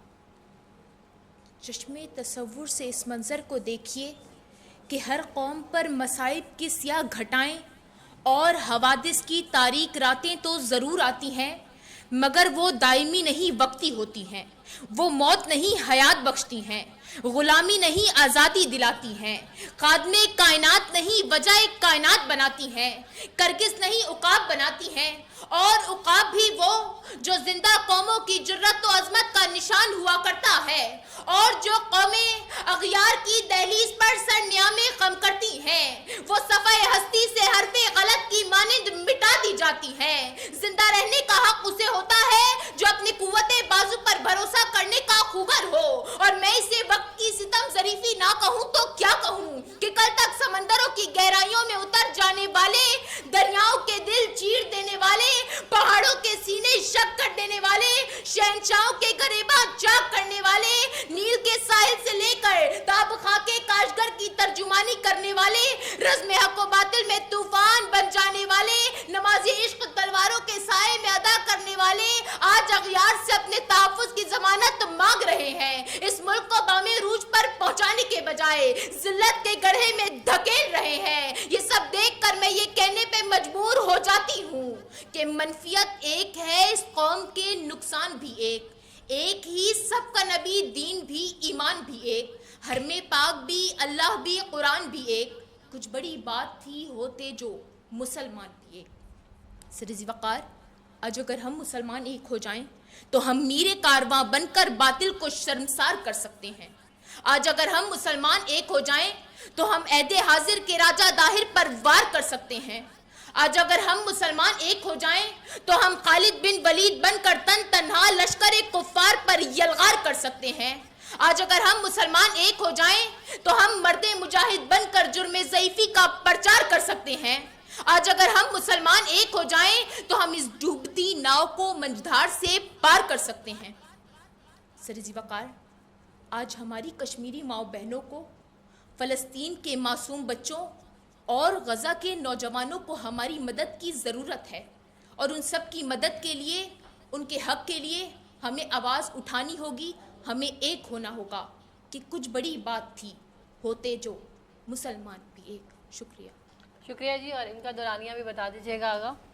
इससे पहले अफ़ान का दौरानिया 1.49 सेकंड था, यानी 1 मिनट 49 सेकंड, और मलाइका का दौरानिया 2 मिनट 37 सेकंड। ठीक है, अगले पार्टिसिपेंट हमारे साथ हैं ज़ुल्कुरनैन अब्बासी, जामिअतुल सईद। जी बिस्मिल्लाह। बल्लिगु रसूलल्लाहि सल्लल्लाहु अलैहि वसल्लम अन्ना उम्मतक खज़लतना। मेरे बच्चों, जाकर रसूलुल्लाह सल्लल्लाहु अलैहि वसल्लम को बता दो कि आपकी उम्मत ने हमें तन्हा छोड़ दिया है। एक बूढ़ा वजूद अपने शहीद पोतों से मुखातब है और नोहा कर रहा है जसद वाहिद के पारा पारा होने का। मरसिया पढ़ रहा है वला तफर्रकू पर अमल पैरा न होने का, कि जनाबे वाला एक जानिब फ़लस्तीन में बारूद की बारिश में मुसलमान मौत से गुस्ल कर रहे हैं, तो दूसरी जानिब कहीं मोहम्मद अल-अब्बार की सूरत हाकिम वक्त 170 मिलियन डॉलर देकर इमदाद करते हैं, तो कहीं हाकिम मिस्र गैस और बिजली फराहम करके इसराइल को अपनों के खिलाफ हर्जा सराई के लिए मदद कर रहे हैं। कि एक जानिब जंग बंदी के मुआहदे के बावजूद इसराइल फ़लस्तीनियों पर जुल्म ढा रहा है, तो दूसरी जानिब उम्मत मोहम्मदिया क्रिकेट और फुटबॉल के अंदर अपनी खुशियों को तलाश करती फिरती है। कि जनाबे वाला अब तो बेहिसी का ये आलम है कि हम लोग चंद सिक्कों और चंद टकों की खातिर इस कदर बेहिस हो चुके हैं कि मामूली सी बात पर भी, कि जैसे एक अदाकार के टीवी पर फिलहाल के बोले गए लफ्ज से तो तकलीफ होती है, मगर केपीके और बलूचिस्तान में होने वाले जुल्म पर हम चुप के चुप हाथों पे हाथ धरे बैठे रहते हैं। सो यही वक्त अमल है मेरी उम्मत के अजीम जवानों, उठो और तकदीर आलम को बदल डालो। उठो, अब यही वक्त अमल है कि मनफात एक है इस कौम की, नुकसान भी एक ही सबके नबी, दीन भी, ईमान भी एक, हर में पाक भी, अल्लाह भी, कुरान भी एक, कुछ बड़ी बात थी होते जो मुसलमान भी एक, कुछ बड़ी बात थी होते जो मुसलमान भी एक। शुक्रिया जी। मुकाबला तो अपने अंजाम को पहुंचा। 4 तकरीरें हमने सुनी और 4 तकरीरों के सुनने के बाद, इससे पहले कि आप जजमेंट की तरफ जाएं, मैं ये कहूँगा कि सदारती खुतबा होना चाहिए। साहिब सदर हमारे साथ चौहान साहब मौजूद हैं। जनाब, मैं चाहूँगी आप भी बताएं, राय दें, कैसा रहा आपका? जी बहुत शुक्रिया। मैंने जो देखा है माशाल्लाह चारों ने बहुत अच्छी कोशिश की, बहुत ज़बरदस्त अंदाज़ था। छोटा बच्चा है, उसका अंदाज़ तो बहुत अच्छा था माशाल्लाह, लेकिन वो तकरीर जो है कच्ची होने की वजह से या उसने अपना कॉन्फिडेंस जो है वो प्रॉपर जो है नहीं रखा, जिस वजह से वो तो माइनस हो जाएगा मेरा ख्याल है मुकाबले से। बाकी तीनों ने अच्छी कोशिश की, बहुत अच्छी अंदाज में पेश की तकरीर। फैसला तो जजेस करेंगे, खैर हम एक सुनने वाले जो होते हैं, देखने वाले, वो भी एक सोच जो है वो बना लेते हैं कि कौन जीतेगा कौन हारेगा। तो मेरा बेटा भी माशाल्लाह मुख्तलिफ मुकाबलों में जाता रहता है, तो वो जब जीत के आता है तो मुझे माशाल्लाह बहुत खुशी होती है, और कभी हार जाता है तो मैं उसका जो है हौसला बढ़ाता हूँ, बजाय कि उसको मैं कुछ ऐसा कहूँ कि वो जो करके आता है उससे भी चला जाए। तो माशाल्लाह ये इन बच्चों को मैं दूसरा तीसरा सेट है मेरा ख्याल है, ये जीतते हुए आ रहे हैं माशाल्लाह। तो मेरे ख्याल से ये सारे ही जीते हुए हैं माशाल्लाह। क्या बात, क्या बात। तो इंशाल्लाह मजीद मेहनत करें, कोशिश करें। जैसे अभी बच्चे तकरीर कर रहे थे, इसने एक बच्चे ने प्रेशर ले लिया, तो क्या नात में भी ऐसा होता है कि आप लोग कभी अचानक से सेट पे गए और या बहुत महफिल में गए और नात भूल जाओ, बल्कि उसमें और आसान कर दूं मैं आपकी बात कि आप खुद मुकाबलों में हिस्सा लेते रहे ना, पहले मुकाबलों में हिस्सा लेते रहे। जी अल्हम्दुलिल्लाह मैंने बहुत सारे मुकाबलों में हिस्सा लिया और अल्हम्दुलिल्लाह जीता भी, लेकिन बहुत सारे सना खानों को मैंने देखा, लेकिन अल्हम्दुलिल्लाह मेरे साथ ऐसा कभी नहीं हुआ। मैंने जब भी नात पढ़ी अल्हम्दुलिल्लाह कंप्लीट कर उसकी एक वजह बता रहा हूँ मैं साकिब अली चौहान के लिए एक वजह बता रहा हूँ, और वो इन बच्चों के लिए भी है कि ये अपने खौल से बाहर नहीं निकलते। अपने खौल से बाहर ना निकलना क्या होता है, ये अपने काम से काम रखते हैं, ये आकर सेट पे अपनी चीज़ की तरफ तवज्जो मरकूज़ रहती है, ये उसी को सर्च कर रहे होते हैं, उसी को सोच रहे होते हैं, ना ये किसी से गपशप करते हैं, ना ये हंसते हैं, ना ये सेल्फियाँ बनवाते हैं, तो फिर इनका काम परफेक्ट होता है। ऐसा ये बड़ी अहम चीज़ है। जजमेंट की तरफ आते हैं जी, क्रिटिक्स या डायरेक्ट रिजल्ट। सबसे पहले जो हमारे मुकर्रर आए शुरैम, उनको बस ये कहना चाहूँगा कि जब हमें वक्त मिलता है कि 2.5 मिनट हमारे पास हैं तो कोशिश करें उसको लाजमी पूरा करना है। पंजाब के दोस्त तो हमसे शिकवा करते हैं कि आप कराची में या ओवरऑल सिंध में आप हमें बहुत कम टाइम देते हैं, 2.5 मिनट 3 मिनट, हमें तो 7 मिनट मिलते हैं, 6 मिनट मिलते हैं। लेकिन अगर हमारा मुकर्रर 2.5 मिनट भी पूरे नहीं करेगा तो ये मतलब कि अच्छी बात नहीं है, हमने टाइम को पूरा करना है। और इसी तरह मोहम्मद अफ़ान, आप पहला राउंड ज़ाहिर है जीत कर, सेकेंड राउंड जीत कर यहाँ तक पहुँचे, यानी कि आप बहुत अच्छे मुकर्रर हैं। और बाकी ये है कि जब वालिदैन आपके या फिर आपके असातिज़ा आपको लिख कर देते हैं तकरीर, तो आपने उसको समझना है, तकरीर को समझना है। वहाँ पर जो जो शख्सियात नाम आ रहे हैं आपकी तकरीर में, आपने पूछना है कि इस शख्सियत ने क्या कारनामा सर अंजाम दिया था, ताकि आपको पता हो जो आप बोलने वाले हैं, क्या बोलने वाले हैं और आपका मकसद क्या है जो आप आज बोलेंगे तकरीर में। और इसी तरह मलाइका, आपने बहुत अच्छी तकरीर की, लेकिन इसमें जो आपका शेर का पढ़ने का अंदाज है उसको आप उसी तरीके से ही लेकर चलेंगी जैसे वैसे तकरीर है, तो ये सही तरीका नहीं है। शेर को पढ़ने का अंदाज हमारा थोड़ा सा मुख्तलिफ होना चाहिए। साथ साथ जो हमारे आखिरी चौथे मुकर्रर आए, तो एक तो मुखातब नहीं होता, मुखातिब होता है। और साथ साथ एक आपने जुमला कहा जुल्म धाड़ रहा है, शायद ऐसे सुनने में आया, लेकिन वो थोड़ा सा लफ्ज़ों को यानी क्लियर होना चाहिए ताकि जजेस को भी समझ आए कि आप क्या कहना चाह रहे हैं। और एक और जुमला, एक ही सब का नबी, एक ही सब का नबी, यानी वो अलिफ पूरी होनी चाहिए, वो उसकी टेल जैसे आगे कहते हैं कि वो आप खा ना जाएं, यानी पूरा अदा करें ताकि सुनने वालों को भी ये सुनाई दे पूरा लफ्ज़ मेरी तरफ से। जनाब जी, पहले मुकर्रर शुरैम, एक लफ्ज़ आपने इस्तेमाल किया इस्तिवार, ये उस्तवार है, इस पे पेश आएगी।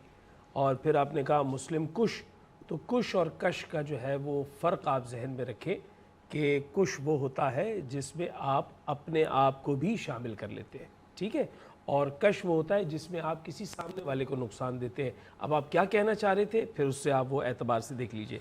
एक आपने लफ्ज़ कहीं अपने पास लिखा होगा और उसको आपने वैसे ही पढ़ दिया, वो था मिस्र है, वो मिस्र नहीं है, मुस्र है, यानी उस पर ज़ोर दे रहे हैं। ये मिस्र मुल्क वाला नहीं है, मुस्र है ज़ोर देने वाला। अफ़ान, आपके लिए हार्ड लक। आप मुझे बहुत प्यारे लगते हैं, आप मुझे बहुत अच्छे लगते हैं, मैं आपसे बहुत प्यार करता हूँ और मैं आपको एक अच्छे मुकर्रर के तौर पे बार बार देखना चाहता हूँ रोस्टर पे, ठीक है ना, तो अपना हौसला कम नहीं करना। मलाइका कुरैशी, आपने जो है वो एक लफ्ज़ इस्तेमाल किया समंदर, तो लफ्ज़ समंदर का शायद मैं 4-5 बरस पहले भी बता चुका हूँ। लफ्ज़ समंदर जो है ये समंदर नहीं है, बल्कि ये समुंदर है, यानी मीम पर पेश आएगी तब ये जाकर बनेगा, मगर ना अगर ये ज़बर के साथ जाएगा तो इसका माना है एक ऐसा कीड़ा जो हज़ारों साल आग लगने के बाद पैदा होता है। اور اس کے بارے میں روایت میں آتا ہے کہ یہ جہنم میں پیدا ہوگا. تو یہ تھوڑا سا فرق رکھیے گا. پھر آپ نے کہا کے بجائے, تو یہ درستی کر لیجئے, کی بجائے, کے بجائے نہیں ہوگا, کی بجائے ہوگا. اور پھر خالد بن ولید کا تنے تنہا لڑنا, تو یہ جو آپ نے عبارت بولی اس میں ایسا ہوتا ہے کہ جنگوں میں یا تو مبارز طلب کیے جاتے ہیں, ایک سے ایک لڑتا ہے 1 to 1, یا پھر گھمسان کا رن پڑتا ہے تو ایک لشکر دوسرے لشکر سے لڑتا ہے. تنہے تنہا جو ہے حضرت خالد بن ولید کا کسی جنگ میں لڑنا ثابت کرنا پڑے گا, کیونکہ آپ یہ تو کہہ سکتے ہیں کہ تنہے تنہا کئی لوگوں کو فنار کیا, کئی لوگوں کو واصل جہنم کیا یکے بعد دیگر. تنہے تنہا گھمسان کا رن نہیں لڑ سکتے. ٹھیک ہے جی. پھر اس کے بعد ذوالقرنین عباسی صاحب آ جاتے ہیں. ایک دفعہ میں چاہوں گا مائک اگر آپ ذوالقرنین کو دیجئے, اور میں چاہوں گا کہ آپ حضور کا نام ذرا ایک دفعہ لیجئے. احمد مجتبی محمد مصطفیٰ صلی اللہ علیہ وسلم. اگر آپ اس کو اس طرح پڑھ دیں جس طرح صحیحین میں بار بار لکھا گیا ہے اور صحاح میں بار بار تحریر کیا گیا ہے, تو جو اس کے ساتھ مختصر درود ہے وہ مکمل ہو جائے گا. اگر آپ اس طرح کہہ دیں کہ حضرت محمد مصطفیٰ صلی اللہ علیہ وآلہ وسلم, تو یہ بہت خوبصورت ہو جائے گا, درود مکمل ہو جائے گا. اگر وہ علیہ نہیں ہوگا تو پھر وہ درود بھی مکمل نہیں ہوگا, کیونکہ ہم نماز میں بھی جو درود پڑھتے ہیں وہ علیہ کے ساتھ ہے. اچھا, یہ اب پہلے پورا ہوتا تھا, یہ اب شارٹ ہوتا جا رہا ہے. یہ شاید تیزی میں ہم اس طرح کہہ جاتے ہیں, ہمیں پتہ نہیں کہ ہم کتنی بڑی اس میں غلطی بسا اوقات علماء سے بھی یہ جو ہے وہ ہو جاتا ہے. بہرحال اس کے بعد جی ایک لفظ ہے, آپ نے کہا فلسطین, بالکل صحیح ہے, یہ اسی طرح بولنا چاہیے, لیکن اصلاً یہ فلسطین ہے, لیکن میں اس میں آپ کے مارکس نہیں کاٹ رہا. پھر آپ نے کہا حرزہ سرائی. حرزہ سرائی تو تب ہوگی جب صرف زبانی ہو. یہاں تو ظلم ڈھائے جا رہے ہیں, تو وہاں پر آپ کو ظلم ڈھانے کی عبارت کھڑی کرنی چاہیے تھی. پھر اس کے بعد آپ نے ٹکوں کے ساتھ جو ہے سکوں کر دیا. اب وہ سکوں ہے اور وہ ٹکوں ہے, تو آپ نے ایک ہی روانی میں دونوں کو ایک ہی وزن پہ بول دیا. ٹھیک ہے جی. تو نتیجہ میں نے بنا لیا ہے, نتیجہ آپ کے پاس بھی ہے. جب تک نتیجہ میرے پاس ہے, ایک اور سجیشن یہ ہوگی کہ جہاں پر مورخین کا آپس میں تضاد ہو جس بات پر, تو کوشش کیا کریں, یہ ایک یعنی کہ نیشنل پلیٹ فارم ہے, تو وہاں پر ہم ان چیزوں کا ذکر نہ کریں. جیسے یہاں پر راجہ ڈاہر کا ذکر کیا, تو مورخ کچھ الگ سوچتے ہیں, کوئی مورخ کچھ سوچتا ہے, تو یہاں پر ہمیں ان چیزوں کا خیال, بلکہ اس کو ایسے کہہ لیا جائے کہ راجہ داہر جو ہے وہ ایک منفی کردار کے طور پر جو ہے وہ بیان کیا جاتا ہے, جبکہ ایسے بہت سارے ریسرچ اسکالرز ہیں کہ جو اسے بہت بہتر اور مناسب آدمی بھی جانتے ہیں. راجہ داہر نے حضرت عبداللہ شاہ غازی علیہ رحمہ اور ان کے بھائیوں کو پناہ دی تھی, اور یہاں پر آنے والے جو سادات تھے ان کی بہت قدر کی تھی. یہ بالکل ایسی ہے کہ تاریخ میں ایسے بھی لکھا گیا کہ راجہ داہر ہندوستان کا نجاشی تھا, کہ اس نے اپنا مذہب تو تبدیل نہیں کیا نجاشی کی طرح, لیکن جیسے جعفر طیار کے ساتھ وہاں پر سلوک رکھا گیا ایسا اس نے یہاں سلوک کیا. اور پھر اس کے بعد ایک الگ بحث ہے کہ محمد بن قاسم کا کردار کیا ہے اور ان کے مابین یہ سارا معاملہ. لیکن بہت اچھی بات کہی کہ ایسا کوئی بھی معاملہ جہاں پر ذرہ برابر بھی ایسا محسوس ہو, کیونکہ یہ اہل سندھ ہیں جو بیٹھے ہیں ہمارے شہباز ابراہیم, سینہ بہ سینہ جو روایتیں اور کہانی اور داستان موجود ہے پورے سندھ بھر میں, اس میں راجہ داہر کو بڑی دعائیں دی جاتی ہیں, اس کو بڑا ہیرو مانا جاتا ہے. تو اس لیے یہ ایک کنفیوژن ہو جاتا ہے, تو اس لیے میں یہ کہہ رہا ہوں کہ واقعی یہ بات درست ہے. جی شہباز. تو رزلٹ کی طرف بڑھتے ہیں. آج جو فرسٹ پوزیشن کے ساتھ کوالیفائی کر رہی ہیں وہ ملائکہ قریشی ہیں, اور اسی طرح پھر اگر ہم بعد میں بتائیں کہ فورتھ عفان ہیں, تھرڈ اسی طرح آج شریم ہیں, اور سیکنڈ پوزیشن کے ساتھ ذوالقرنین عباسی. اب آپ نے بتا دینا ہے کہ ان سب کے مارکس کیا کیا ہے, یہ بتا دیں آپ نے کیا دیے, میں نے کیا دیے. مارکس جو ہیں ملائکہ کے آغا کے پاس ہیں 28, اور ذوالقرنین عباسی کے ہیں ساتھ. آپ اپنے بھی بتائیں نا. جی میں پہلے ان چار کے بتا دوں, ایک ایک کر کے بتائیں گے تو یاد رہے گا. ٹھیک ہو گیا. تو ملائکہ کے آغا کے پاس ہیں 28, اور میرے پاس ہیں 22, اور اسی طرح پھر ذوالقرنین عباسی کے آغا کے پاس ہیں 26, اور میرے پاس ہیں ذوالقرنین عباسی 21, اور پھر میں بات کروں اگر شریم کی تو میرے پاس ہیں 21, اور آغا کے پاس ہیں 25, اور عفان تو ظاہر ہے کیونکہ وہ بھول چکے تھے تو وہ مقابلے سے. جی نتیجہ واضح ہو گیا. ہمارے سیمی فائنل میں جو سینئرز جو ہے وہ آگے جا رہے ہیں, جیت کر اور فائنل میں جونیئرز جو ہے وہ رہ گئے ہیں. لیکن میں ان دونوں کو جو ہے وہ مبارکباد بھی دوں گا، اور میں کہوں گا کہ آپ اپنی جانب سے کوئی جملہ کہ آپ کا مقابل کیسا تھا، کیا ذہن میں تھا کہ بچوں سے مقابلہ ہو رہا ہے؟ بچے تو من کے سچے ہوتے ہیں لیکن تھا نا کہ ذہن کہ یار ان کو ایک مارجن ملتا ہے، یہ ایک ذہن میں آتا ہے کبھی؟ ہاں بالکل آتا ہے. ہاں کیا کہیں گی ملائکہ، آپ تو 3-4 ٹی وی چینلز پر جو ہے مقابلے جیتتی ہوئی آ رہی ہیں، اور آپ میں نے سنا ہے اب آپ بائک بھی چلانے لگی ہیں کیونکہ بائک جیت لی ہے آپ نے. سب سے پہلے تو میں شکریہ ادا کرنا چاہوں گی کہ آپ نے ہمیں موقع دیا، اور بچوں کے حوالے سے یہ کہوں گی کہ جب میں نے بچوں کو دیکھا تو میں شہباز بھائی سے یہی بول رہی تھی کہ یہ بچے ہمارے سامنے، بے شک میں جیتتی آتی رہتی ہوں لیکن یہ بچے ماشاءاللہ چھوٹے بیگ میں بڑا دھماکہ ہیں، لیکن بس دن کی بات. کیا بات ہے. لیکن میں چاہوں گا کہ شریم کو جو ہے آپ دعوت دیں آگے بھی، اور اس ساتھ ہی عفان کو بھی. یہ ہمارے ساتھ فائنل میں بیٹھیں گے، یہ فائنل میں ہمارے ساتھ بیٹھیں گے، اور یہ ہمارے دونوں گیسٹ ہوں گے وہاں پر. اور ان کے تو میں نے ویسے پہلے سے بھی گفٹ ہیمپرز اناؤنس کیے ہیں دونوں کے، تو کمال ہو گئی. آپ کو فائنل میں آنا ہی آنا ہے. کیا بات ہے. یہاں لیتے ہیں ایک مختصر سا وقفہ، اور وقفے کے بعد لوٹ کر آئیں گے تو انعام رمضان جاری ہے، اللہ کا احسان جاری ہے.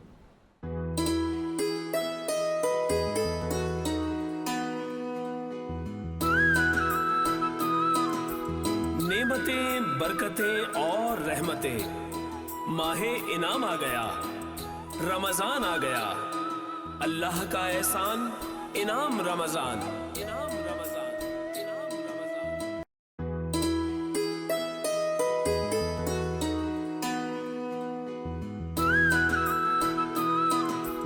نعمتیں، برکتیں اور رحمتیں، ماہ انعام آ گیا، رمضان آ گیا، اللہ کا احسان انعام رمضان.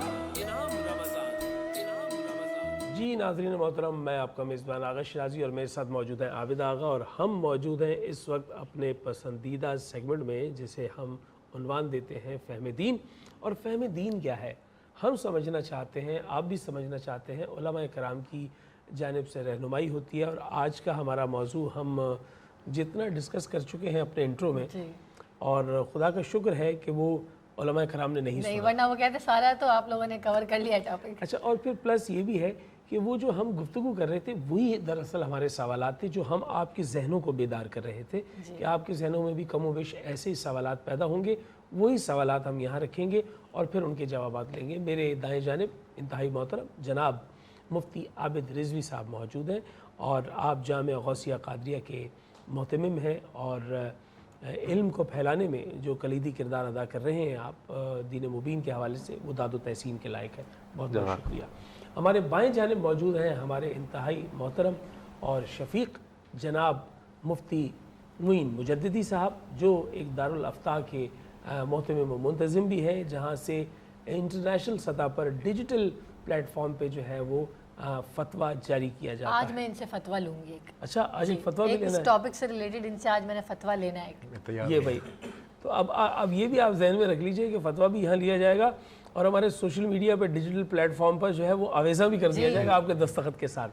اور ہمارے ساتھ موجود ہیں ثاقب علی چوہان، معروف ثنا خاں وطن عزیز کے. بہت بہت شکریہ آپ کا بھی. تو جناب آج کا موضوع ہے صفائی، اور پہلا سوال میرا محترم جناب عابد رضوی صاحب سے کہ صفائی اور پاکیزگی کے درمیان میں کون سی ایسی لکیر ہے جس سے یہ واضح ہو جائے صفائی یہاں تک اور پاکیزگی یہاں سے شروع ہوتی ہے؟ جناب. بسم اللہ الرحمن الرحیم. قال اللہ تعالی فی القرآن المجید والفرقان الحمید اذا قمتم الى الصلاة فاغسلوا وجوهکم وایدیکم الى المرافق وامسحوا برؤوسکم وارجلکم الى الکعبین آمنت باللہ صدق اللہ العظیم. صفائی اور پاکیزگی ایک تو یہ موضوع اپنے اندر انتہائی اہمیت کا حامل ہے کہ اسلام میں اسے بہت زیادہ اہمیت دی گئی ہے. ہماری تمام تر عبادات بلکہ ہمارے معاملات کے اندر بھی اس کی بڑی اہمیت ہے. صفائی اور پاکیزگی کو آپ یوں سمجھیے کہ ہر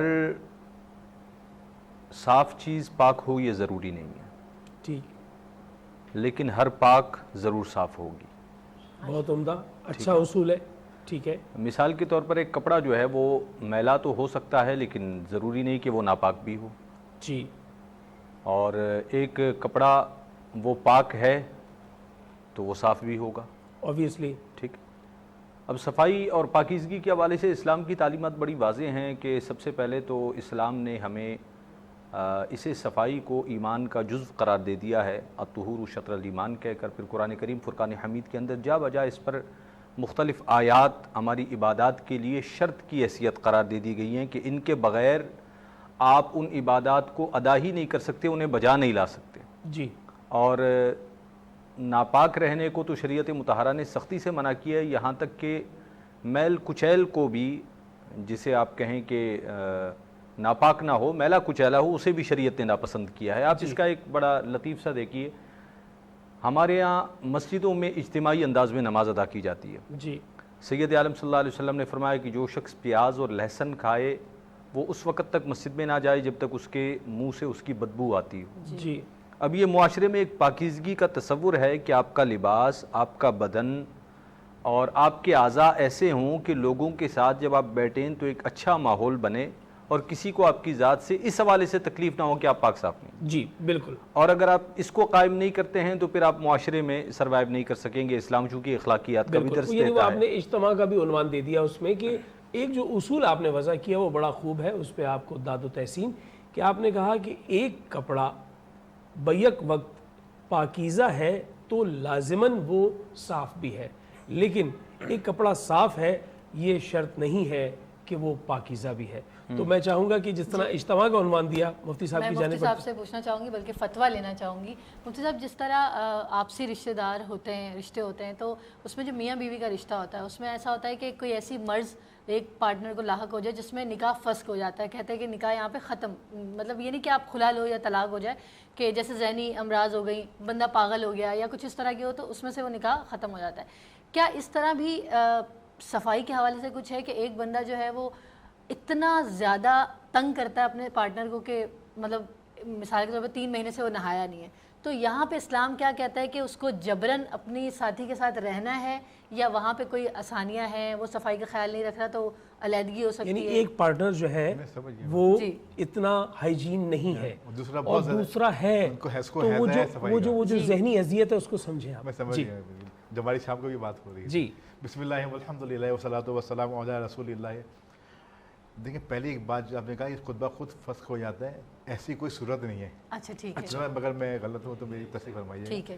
ایسی کوئی صورت نہیں اس میں کہا خود بخود فسخ ہو جائے. اچھا ایسا کچھ بھی نہیں ہے. پہلا اختیار مرد ہی کے پاس ہے، حتیٰ کہ خلا جب لیتی عورت جب بھی اختیار مرد کے پاس ہے. اگر ایک میری بات سنیں نا، اگر غائب ہو جائے، مرد غائب ہو جائے، وہ سب بتا رہا ہوں. دیکھیں پہلا اختیار ہر صورت میں خلا کی، حتیٰ کہ خلا جب لیتی ہے نا جب بھی اختیار مرد ہی کے پاس ہے. ٹھیک ہے. اور پھر اگر مرد موجود نہ ہو تو پھر وقت کے قاضی کے پاس اختیار ہوتا ہے، یہ جس کو جو آپس میں سپریشن دے سکتا ہے. تو آپ نے وہ بات کہی نا، یہ جو بات آپ نے کہی کہ اگر وہ غائب ہو جائے تو اس کے لیے بھی پھر جو ہیں فقہ حنفی شافعی کے اندر 2 مختلف پیریڈز ہیں. ٹھیک ہے. اس وقت تک وہ عورت انتظار کرے گی اور رجوع کرے گی قاضی کے ساتھ. ٹھیک ہے.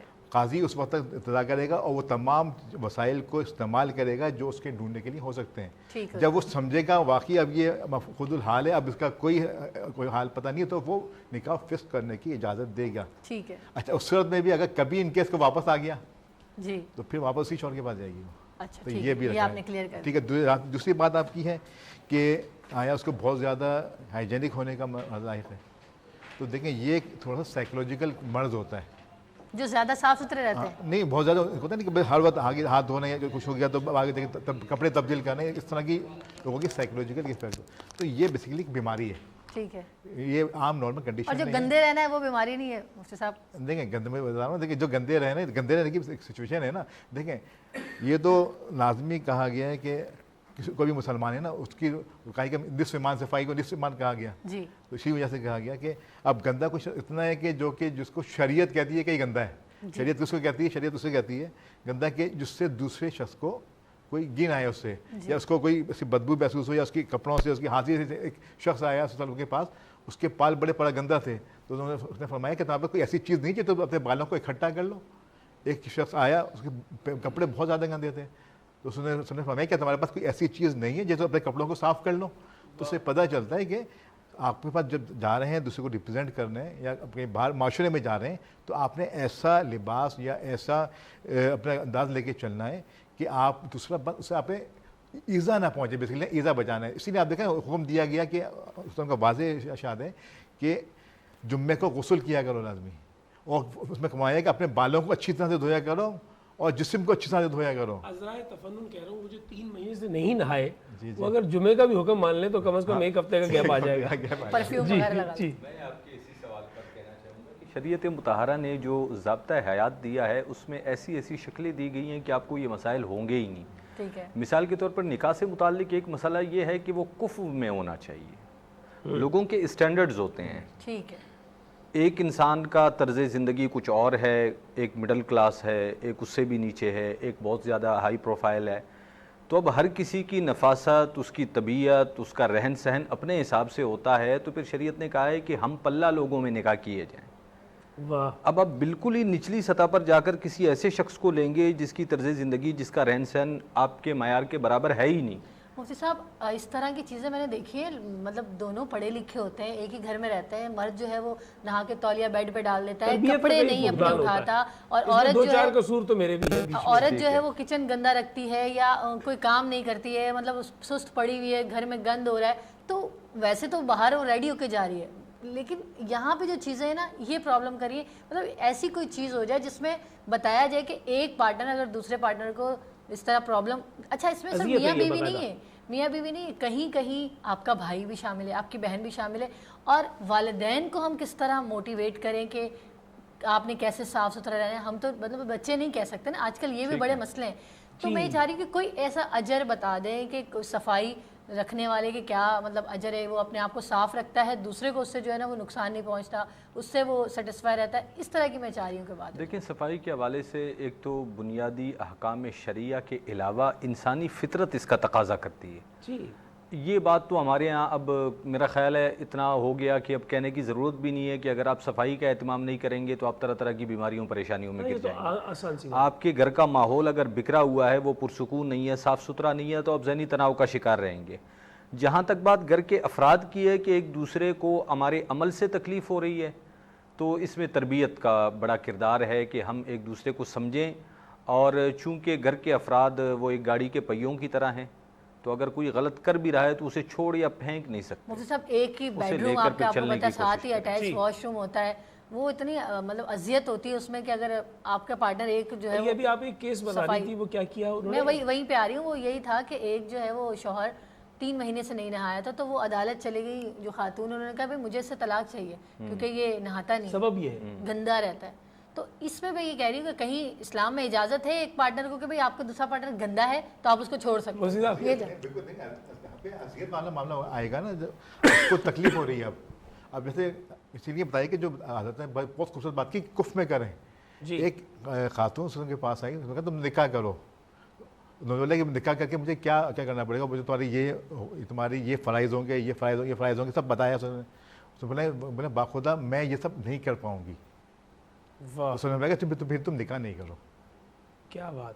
تو کیا بتائیں, یہاں سے کف کی اہمیت پتہ چلتی ہے نا, کہ آپس میں جہاں پہ آپ ایک دوسرے کو انڈرسٹینڈ کر سکیں, کم سے کم اتنا ہو کہ برداشت کر سکیں, یا ایک دوسرے کو آپ درگزر کرنے والی معاملات, اس حد تک اس میں جانا پڑے گا. گندگی کی بنیاد پہ علیحدگی اختیار کی جا سکتی ہے یا نہیں؟ دیکھیں اگر اس حد تک ہے بالکل ہو جائے گی, بالکل. اگر دے گا وہی ویسے, اگر یہ بہت زیادہ اذیت والی ہے بہت زیادہ, تو پھر جا سکتی ہے, وہ جج کے پاس جا سکتی ہے.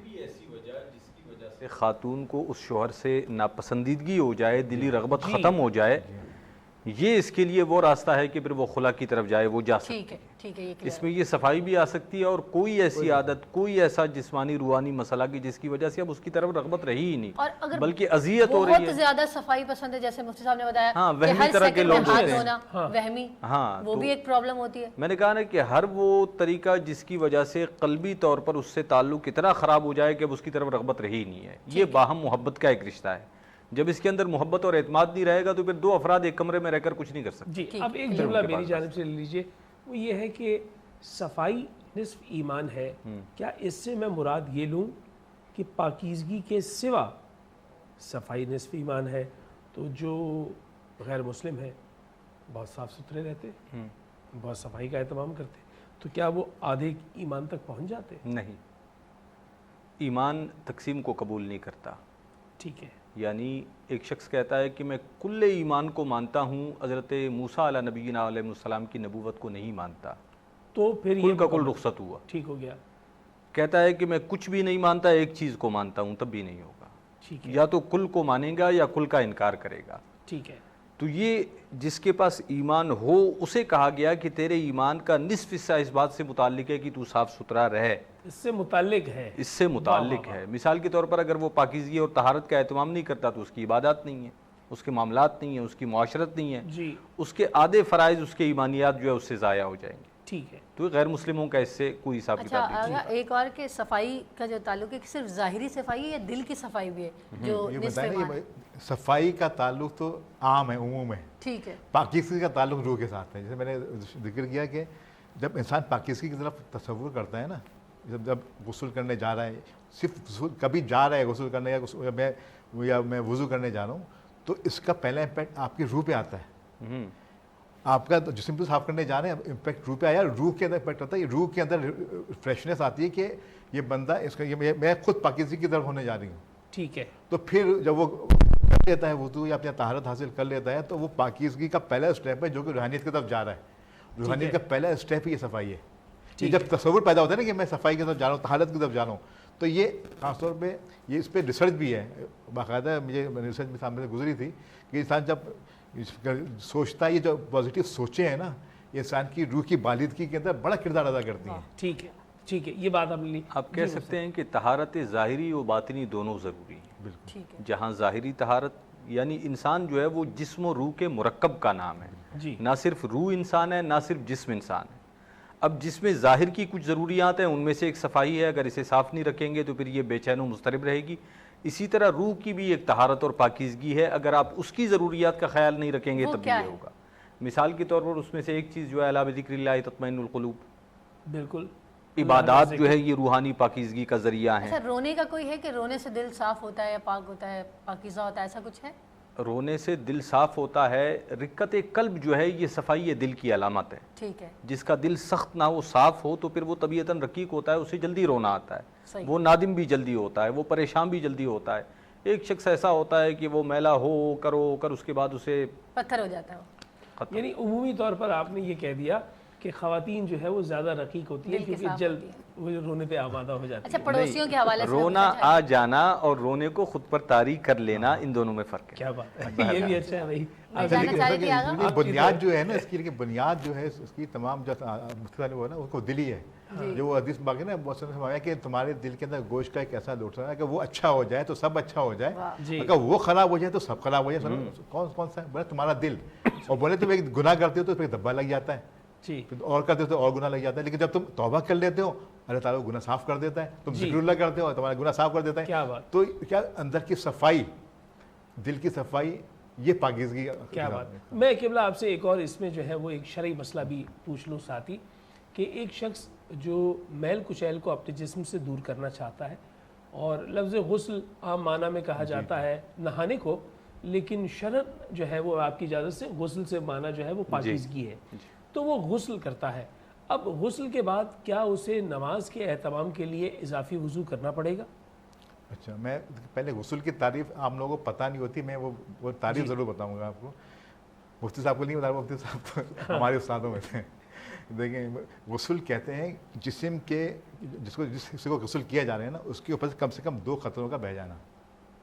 جسم کے تمام حصوں سے 2 قطروں کا کم جس حصے کو بھی ہم دھو رہے ہیں, منہ دھو رہے ہیں, تو منہ کے تمام حصے سے کم 2 قطرے بہہ جائیں. ٹھیک ہے. بعض لوگ کیا ہوتے ہیں چاہے غسل کرنے یا وضو کرنے پانی گیلے یہاں سے ادھر کیا, پانی یہاں سے بہا لیکن یہاں سے گیلے ہاتھوں سے پھیر لیا, یا وضو بھی کر رہے ہیں وین کے پانی ڈالا یا ادھر پانی سے پانی ڈالا, باقی کا سے پھیر لیا. تو مسح گیلے ہاتھ پھیرنا مسح ہے. ٹھیک ہے. دھونا کم سے کم 2 قطروں کا ہر بال کے لیے بہنا, ہر بال کے اوپر سے بہنا, یہ غسل ہے. پہلے تو یہ کلیئر ہو جائے. ٹھیک ہے نا. بلکہ میں نے ایک جگہ پر جو ہے وہ پڑھا کہ بال سوکھا نہ رہ جائے, یعنی کوئی بال سوکھا نہ رہ جائے. اور یہ غسل کی تعریف میں آتا ہے کہ کم 2 قطرے بہیں. ٹھیک ہے. تو پھر آپ غسل کی تعریف میں آتے ہیں. اس کے بعد جو ہے کیا وضو ضروری ہے نماز کے لیے؟ دیکھیں جو غسل ہے نا وہ حدث اکبر کے بعد لازم آتا ہے. حدث اور جو وضو غسل جو ہے حدث اکبر کے بعد, اور وضو جو ہے حدث اصغر کے بعد. ٹھیک ہے. حدث اصغر کی اکبر بڑا ہے, جب آپ نے وہ کر لیا تو وضو کی حاجت نہیں ہے. یعنی گویا یہ وہی اصول ہو گیا جو انہوں نے بیان کیا تھا کہ پاکیزگی اختیار کر لی ہے تو اس میں صفائی شامل ہے, اور صفائی سے اگلی منزل جو ہے وہ پاکیزگی ہے. میں آپ سے چاہوں گا کہ غسل کے جو طریقے بتائے جاتے ہیں, جس سے ظاہر سی بات ہے پاکیزگی بھی آ رہی ہے اور صفائی بھی آ رہی ہے, تو اس میں بتایا جاتا ہے کہ ایک تو پانی میں ڈپ ہو کے غسل کیا جاتا ہے اور ایک جو ہے وہ ترتیب وار کیا جاتا ہے. تو اس کو آپ بتا دیجئے اس میں کوئی افضلیت ہے کسی میں یا نہیں؟ غسل کے حوالے سے ایک تو مطلقاً پاکی حاصل کرنے کے لیے غسل کرنا ہے، اس میں فرائض کا اہتمام لازم ہوگا کہ اگر کوئی ایک بھی فرض اس کا رہ جاتا ہے تو سرے سے غسل ہوگا ہی نہیں. جب غسل نہیں ہوگا تو پھر نہ وضو ہوگا نہ کوئی بات رو کر عذرائے تفنن کہہ رہا ہوں، آپ سے شیئر کر چکا ہوں. وہ ہمارے ایک دوست ہے، وہ تبلیغی جماعت میں ہے، انہوں نے جو ہے وہ کسی صاحب کو کہا کہ آئیے آپ کے لیے جو ہے وہ ترتیب بنائیے مسجد میں. تو وہ صاحب آگے سے جو انہوں نے کہا کہ نہیں جی ہم نہیں آئیں گے، ہمیں سب معلوم ہے. تو انہیں بھی غصہ آ گیا. انہوں نے کہا اگر آپ کو سب معلوم ہے تو یہ بتائیے غسل کے کتنے فرائض ہیں؟ اس نے کہا 3 فرائض ہیں. اس نے کہا بتائیے، اس کو معلوم ہے. اس نے کہا 3 فرائض ہیں، پانی، صابن، تولیہ. صحیح. تو اگر اس طریقے سے سوچا جائے تو وہ نہانا ہوگا، وہ غسل نہیں ہوگا. آپ غسل بیان فرمائیں. یہی میں کہہ رہا تھا کہ غسل کے لیے مطلقاً غسل میں سب سے پہلے تو اس کے فرائض ہیں. جی. کلی کرنا، ناک میں پانی چڑھانا اور پورے بدن پر پانی بہانا. ٹھیک. یہ وہ چیزیں ہیں کہ ان میں سے اگر کسی ایک رکن کے اندر بھی ایک بال کے برابر بھی جگہ خشک رہ جاتی ہے تو سرے سے غسل ہوگا ہی نہیں. ٹھیک ہے. مثلا کلی کرنی ہے تو منہ کے اندر اچھی طرح پانی کو گھما لینا ہے، ناک میں پانی چڑھا لینا ہے تو اتنا کہ جس سے تکلیف نہ ہو، ناک کی نرم ہڈی تک کہتے ہیں. اور بدن پر پانی بہانے میں پورے بدن پر، بدن کا جو ظاہر ہے کوئی ایک بال بھی خشک نہ رہے، غسل ہو جائے گا. فرائض اس کے ادا ہو گئے. اب اس میں ثواب کی زیادتی کے لیے سنت طریقے سے غسل کر لینا بہتر ہے. ٹھیک ہے. سنت طریقہ یہ ہے کہ آپ جب غسل کی نیت کریں تو آپ پہلے وضو کو اختیار کر لیں. ٹھیک ہے. آپ اپنے ہاتھ دھوئیں، کلی کریں، چہرہ دھوئیں، ہاتھ دھوئیں، پورا وضو. اس کے بعد پھر آپ اپنے بدن پر پانی بہاتے ہوئے پہلے دائیں کندھے پر پانی ڈالیں، پھر بائیں کندھے پر، پھر اس طرح سے مکمل کر لیں. تو یہ اجر کی زیادتی ہے اس میں. اور فرائض اس کے وہ 3 ہیں، وہ مکمل ہو جانے کے بعد غسل ہو جائے گا. اور پانی میں ڈپ ہو کے جو غسل ہے اس کے لیے کیا؟ اس میں اعضاء آپ کے دھل جاتے ہیں، فرائض پورے ہو جاتے ہیں. ٹھیک ہے. کیسا پانی ہونا چاہیے جس میں ڈپ ہوا جائے کہ میرے گھر میں 6x6 کی حوضی ہے، اس میں میرا غسل ہو جائے گا؟ یہ ہے سوال. کم سے کم جو فقہ کرام لکھے 10x10 کا کم سے کم حوض ہونا چاہیے. اگر اس سے کم ہوگا، ایک تو نہر میں ہو سکتا ہے، کسی دریا میں ہو سکتا ہے، کسی بڑے سوئمنگ پول میں ہو سکتا ہے. لیکن اگر سوئمنگ پول میدانوں کی جو حوض یا سوئمنگ پول ہے نا، جی میں یہاں پر ایک کہہ دوں کہ اس کو اگر ہم اس طرح لے لیں کہ وہ کون سا پانی ہے جس سے وضو یا غسل ہو سکتا ہے. ٹھیک ہے. تو ابتداء سے اس طرح سمجھیے کہ پانی کی شریعت مطہرہ نے کچھ اقسام بیان کی ہیں. ایک ہے مائع مطلق، ٹھیک ہے، ایک ہے مائع مستعمل، اور ایک ہے مائع نجس. جی. مائع نجس تو بالاتفاق وہ ہے کہ جس سے طہارت حاصل نہیں کی جا سکتی. جی. مائع مستعمل وہ پانی ہے جو استعمال ہو چکا، جی، وہ پاک تو ہو سکتا ہے لیکن پاک کرے گا نہیں. پاک کرے گا نہیں. اور مائع مطلق وہ پانی ہے کہ جو خود بھی پاک ہے اور پاک کرنے کی بھی صلاحیت رکھتا ہے. اب اس میں کون کون سے پانی آتے ہیں؟ مفتی صاحب نے جیسے ارشاد فرمایا اگر وہ حوض کی صورت ہے تو کم از کم 10x10 اس کی حد ہونی چاہیے. ٹھیک ہے. کم از کم. اس سے بڑھ کر ہو تو ٹھیک، کم ہوگا تو پھر یہ فائدہ نہیں. گہرائی کیا ہونی چاہیے؟ اس کی گہرائی کم از کم اتنی ہو کہ آپ چلو بھر کر اگر پانی لیتے ہیں تو سطح زمین نہ ہلے. بہت عمدہ. جی بہت عمدہ. بہت عمدہ. یہی تعریف مائع جاری کے اوپر آتی ہے کہ ایک بہتا پانی ہے. ٹھیک ہے. وہ تو پاک ہے. ہاں وہ پاک، وہ تو مطلقاً وہ ناپاک نہیں ہوگا. اسی طرح یہ جو 10x10 ہے یہ بھی ناپاک نہیں ہوگا. ٹھیک ہے. اس اعتبار سے کہ فرض کیجئے میرے پاس 1 بالٹی پانی ہے، اگر میں نے اس میں ناپاک آٹھ ڈال دیا تو وہ مائع مستعمل ہو گیا، اب وہ میرے کام کا نہیں ہے. بالکل صحیح ہے. اب وہ مجھے پاک نہیں کرے گا. 10x10 کی جو حد لگائی گئی ہے یہ اس حکم میں آ گیا جس طرح مائع جاری ہوتا ہے. اب اس میں ہاتھ لگنے سے یہ مائع مستعمل بھی نہیں بنے گا، ناپاک بھی نہیں بنے گا. اب اس سے طہارت حاصل کی جا سکتی ہے. بہت عمدہ. میں بہت شکر گزار ہوں مفتی عابد رضوی صاحب آپ کا، اور بہت شکر گزار ہوں مفتی معین مجددی صاحب کا. اتنی سیر حاصل گفتگو یہ رہی کہ جس سے واقعتاً بہت سارے سوالوں کے جواب ملے، لیکن ہنوز جو ہے وہ تشنگی باقی ہے، اس لیے کہ یہ علم اتنا وسیع ہے. ایک مسئلہ آخر میں واضح کر دوں. میں چاہتی ہوں کہ ایک چیز آپ اس میں ایڈ کر دیں، آپ کر دیں، مفتی صاحب ایڈ کر دیں کہ کراچی میں جو ہے وہ بہت کنجسٹڈ جگہ ہے، فلیٹس ہیں، تو لوگ جو ہے نا بالکل چپک چپک کے رہ رہے ہوتے ہیں، گھر سے گھر، دروازے سے دروازہ جڑا ہوتا ہے، تو اس میں صفائی کے بڑے مسئلے آ جاتے ہیں. وہ بڑی اذیت کا باعث ہے. یہ دیکھیں نا، یہ مسلمانوں کے لیے ایک عام قاعدہ ہے کہ المسلم من سلم المسلمون من لسانہ و یدہ. جی. بہترین مسلمان، کامل مسلمان وہ ہے کہ جس کے ہاتھ اور زبان سے دوسرے مسلمان کو تکلیف نہ پہنچے. جی. آپ اگر اپنے دروازے سے کچرا اٹھا کر دوسرے کے دروازے پر رکھتے ہیں تو آپ نے اسے شدید ترین اذیت. اپنے دروازے پر رکھیں تب بھی آپ اپنے دروازے پر رکھیں اور سیڑھیوں سے گزرتے اسے تکلیف ہو تو آپ اسے تکلیف دے رہے ہیں. نبی نے فرمایا کہ جب اپنے صفائی کرو تو اپنے گھر کے آس پاس کی بھی صفائی کرو. یہ فرمایا ہے. بلکہ میں اس کو اگر آپ دونوں مفتی صاحبان کی اجازت سے اس طرح کہہ دوں کہ شریعت محمدیہ صلی اللہ علیہ وآلہ وسلم میں اگر آپ ہو بہو بیان اپنے لفظوں کا معنی اور مفاہیم رکھنے والا جواب چاہتے ہیں تو بسا اوقات ہو سکتا ہے کہ اس طرح نہ ملے، لیکن اصول ضرور مل جائے گا. اصول جو ہے وہ بنائے گا ضابطہ کہ اگر آپ کے ہاتھ اور زبان سے کسی کو نقصان نہ پہنچے تو اس میں وہ تمام جملہ احکامات آ اس کا ایک اصول جو ہے وہ سید عالم صلی اللہ علیہ وسلم کا لا یؤمن احدکم حتی یحب لأخیہ ما یحب لنفسہ. واہ، اس وقت تک کامل مومن نہیں ہو سکتے جس چیز کو تم اپنے لیے پسند کرتے ہو اسے بھائی کے لیے بھی پسند کرو، جسے اپنے لیے ناپسند کرتے ہو اسے دوسرے کے لیے بھی ناپسند کرو. جو مسئلہ میں بتا رہا تھا وہ یہ تھا، صفائی اور طہارت کا بیان آیا. ہمارے ہاں گھروں میں واشنگ مشین کے اندر کپڑے دھوئے جاتے ہیں. ان کپڑوں میں دو طرح کے کپڑے ہوتے ہیں، ایک میلا ہوتا ہے، ایک ناپاک ہوتا ہے. جی، میلے کپڑوں کو دھونے کا تو کوئی مسئلہ نہیں ہے، لیکن ناپاک کپڑے کو پاک کرنے کا شریعت نے خاص طریقہ مقرر کیا ہے. اگر آپ نے ناپاک کپڑے کو واشنگ مشین کے پانی کے اندر ڈال دیا تو وہ سارے پانی کو ناپاک کر دے گا. اب آپ اگر اس میں پاک یعنی میلے کپڑے بھی ڈالیں گے تو وہ بھی ناپاک ہو جائیں گے کلی طور پہ. تو احتیاط اس میں یہ ہے کہ ناپاک کپڑے کو آپ الگ سے پاک کر لیں اور پھر اسے میلے کپڑوں کے ساتھ آپ اسے دھو لیں. کیا بات ہے، بہت شکریہ مفتی صاحب، بہت شکریہ. میں چاہوں گا نعت رسول مقبول صلی اللہ علیہ وآلہ وسلم کا ہدیہ بارگاہ رسالت مآب میں ہمارے انتہائی محترم جناب ثاقب علی چوہان صاحب. اب میں پوچھ بھی رہا ہوں پینل سے بھی، آپ سے بھی پوچھ رہا ہوں، کیا سلام ممکن ہے؟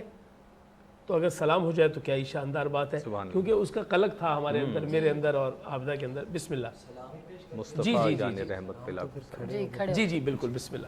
اے صبا مصطفیٰ سے کہہ دینا غم کے مارے سلام کہتے ہیں، یاد کرتے ہیں تم کو شام و سحر، دل ہمارے سلام کہتے ہیں. اللہ اللہ حضور کی باتیں، مرحبا رنگ و نور کی باتیں، چاند دل سے بلائیں لیتا ہے اور تارے سلام کہتے ہیں. اے صبا مصطفیٰ سے کہہ دینا غم کے مارے سلام کہتے ہیں.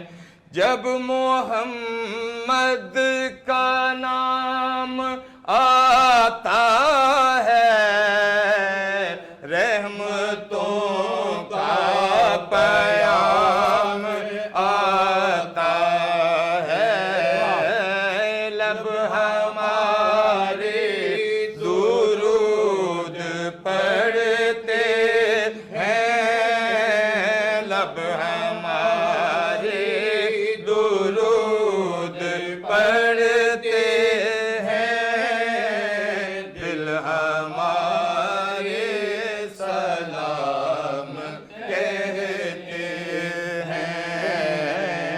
اے صبا مصطفیٰ سے کہہ دینا غم کے مارے سلام کہتے.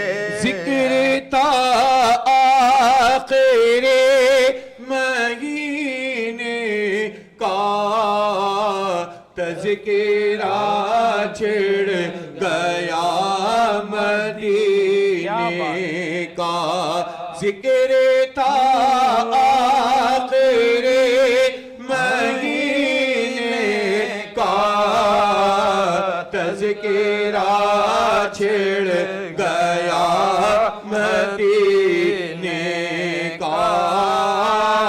حاجیوں مصطفیٰ سے کہہ دینا، حاجیوں مصطفیٰ سے کہہ دینا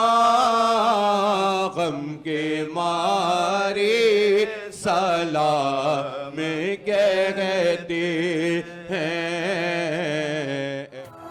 सज गए घर घर दस्तरखान, रमजान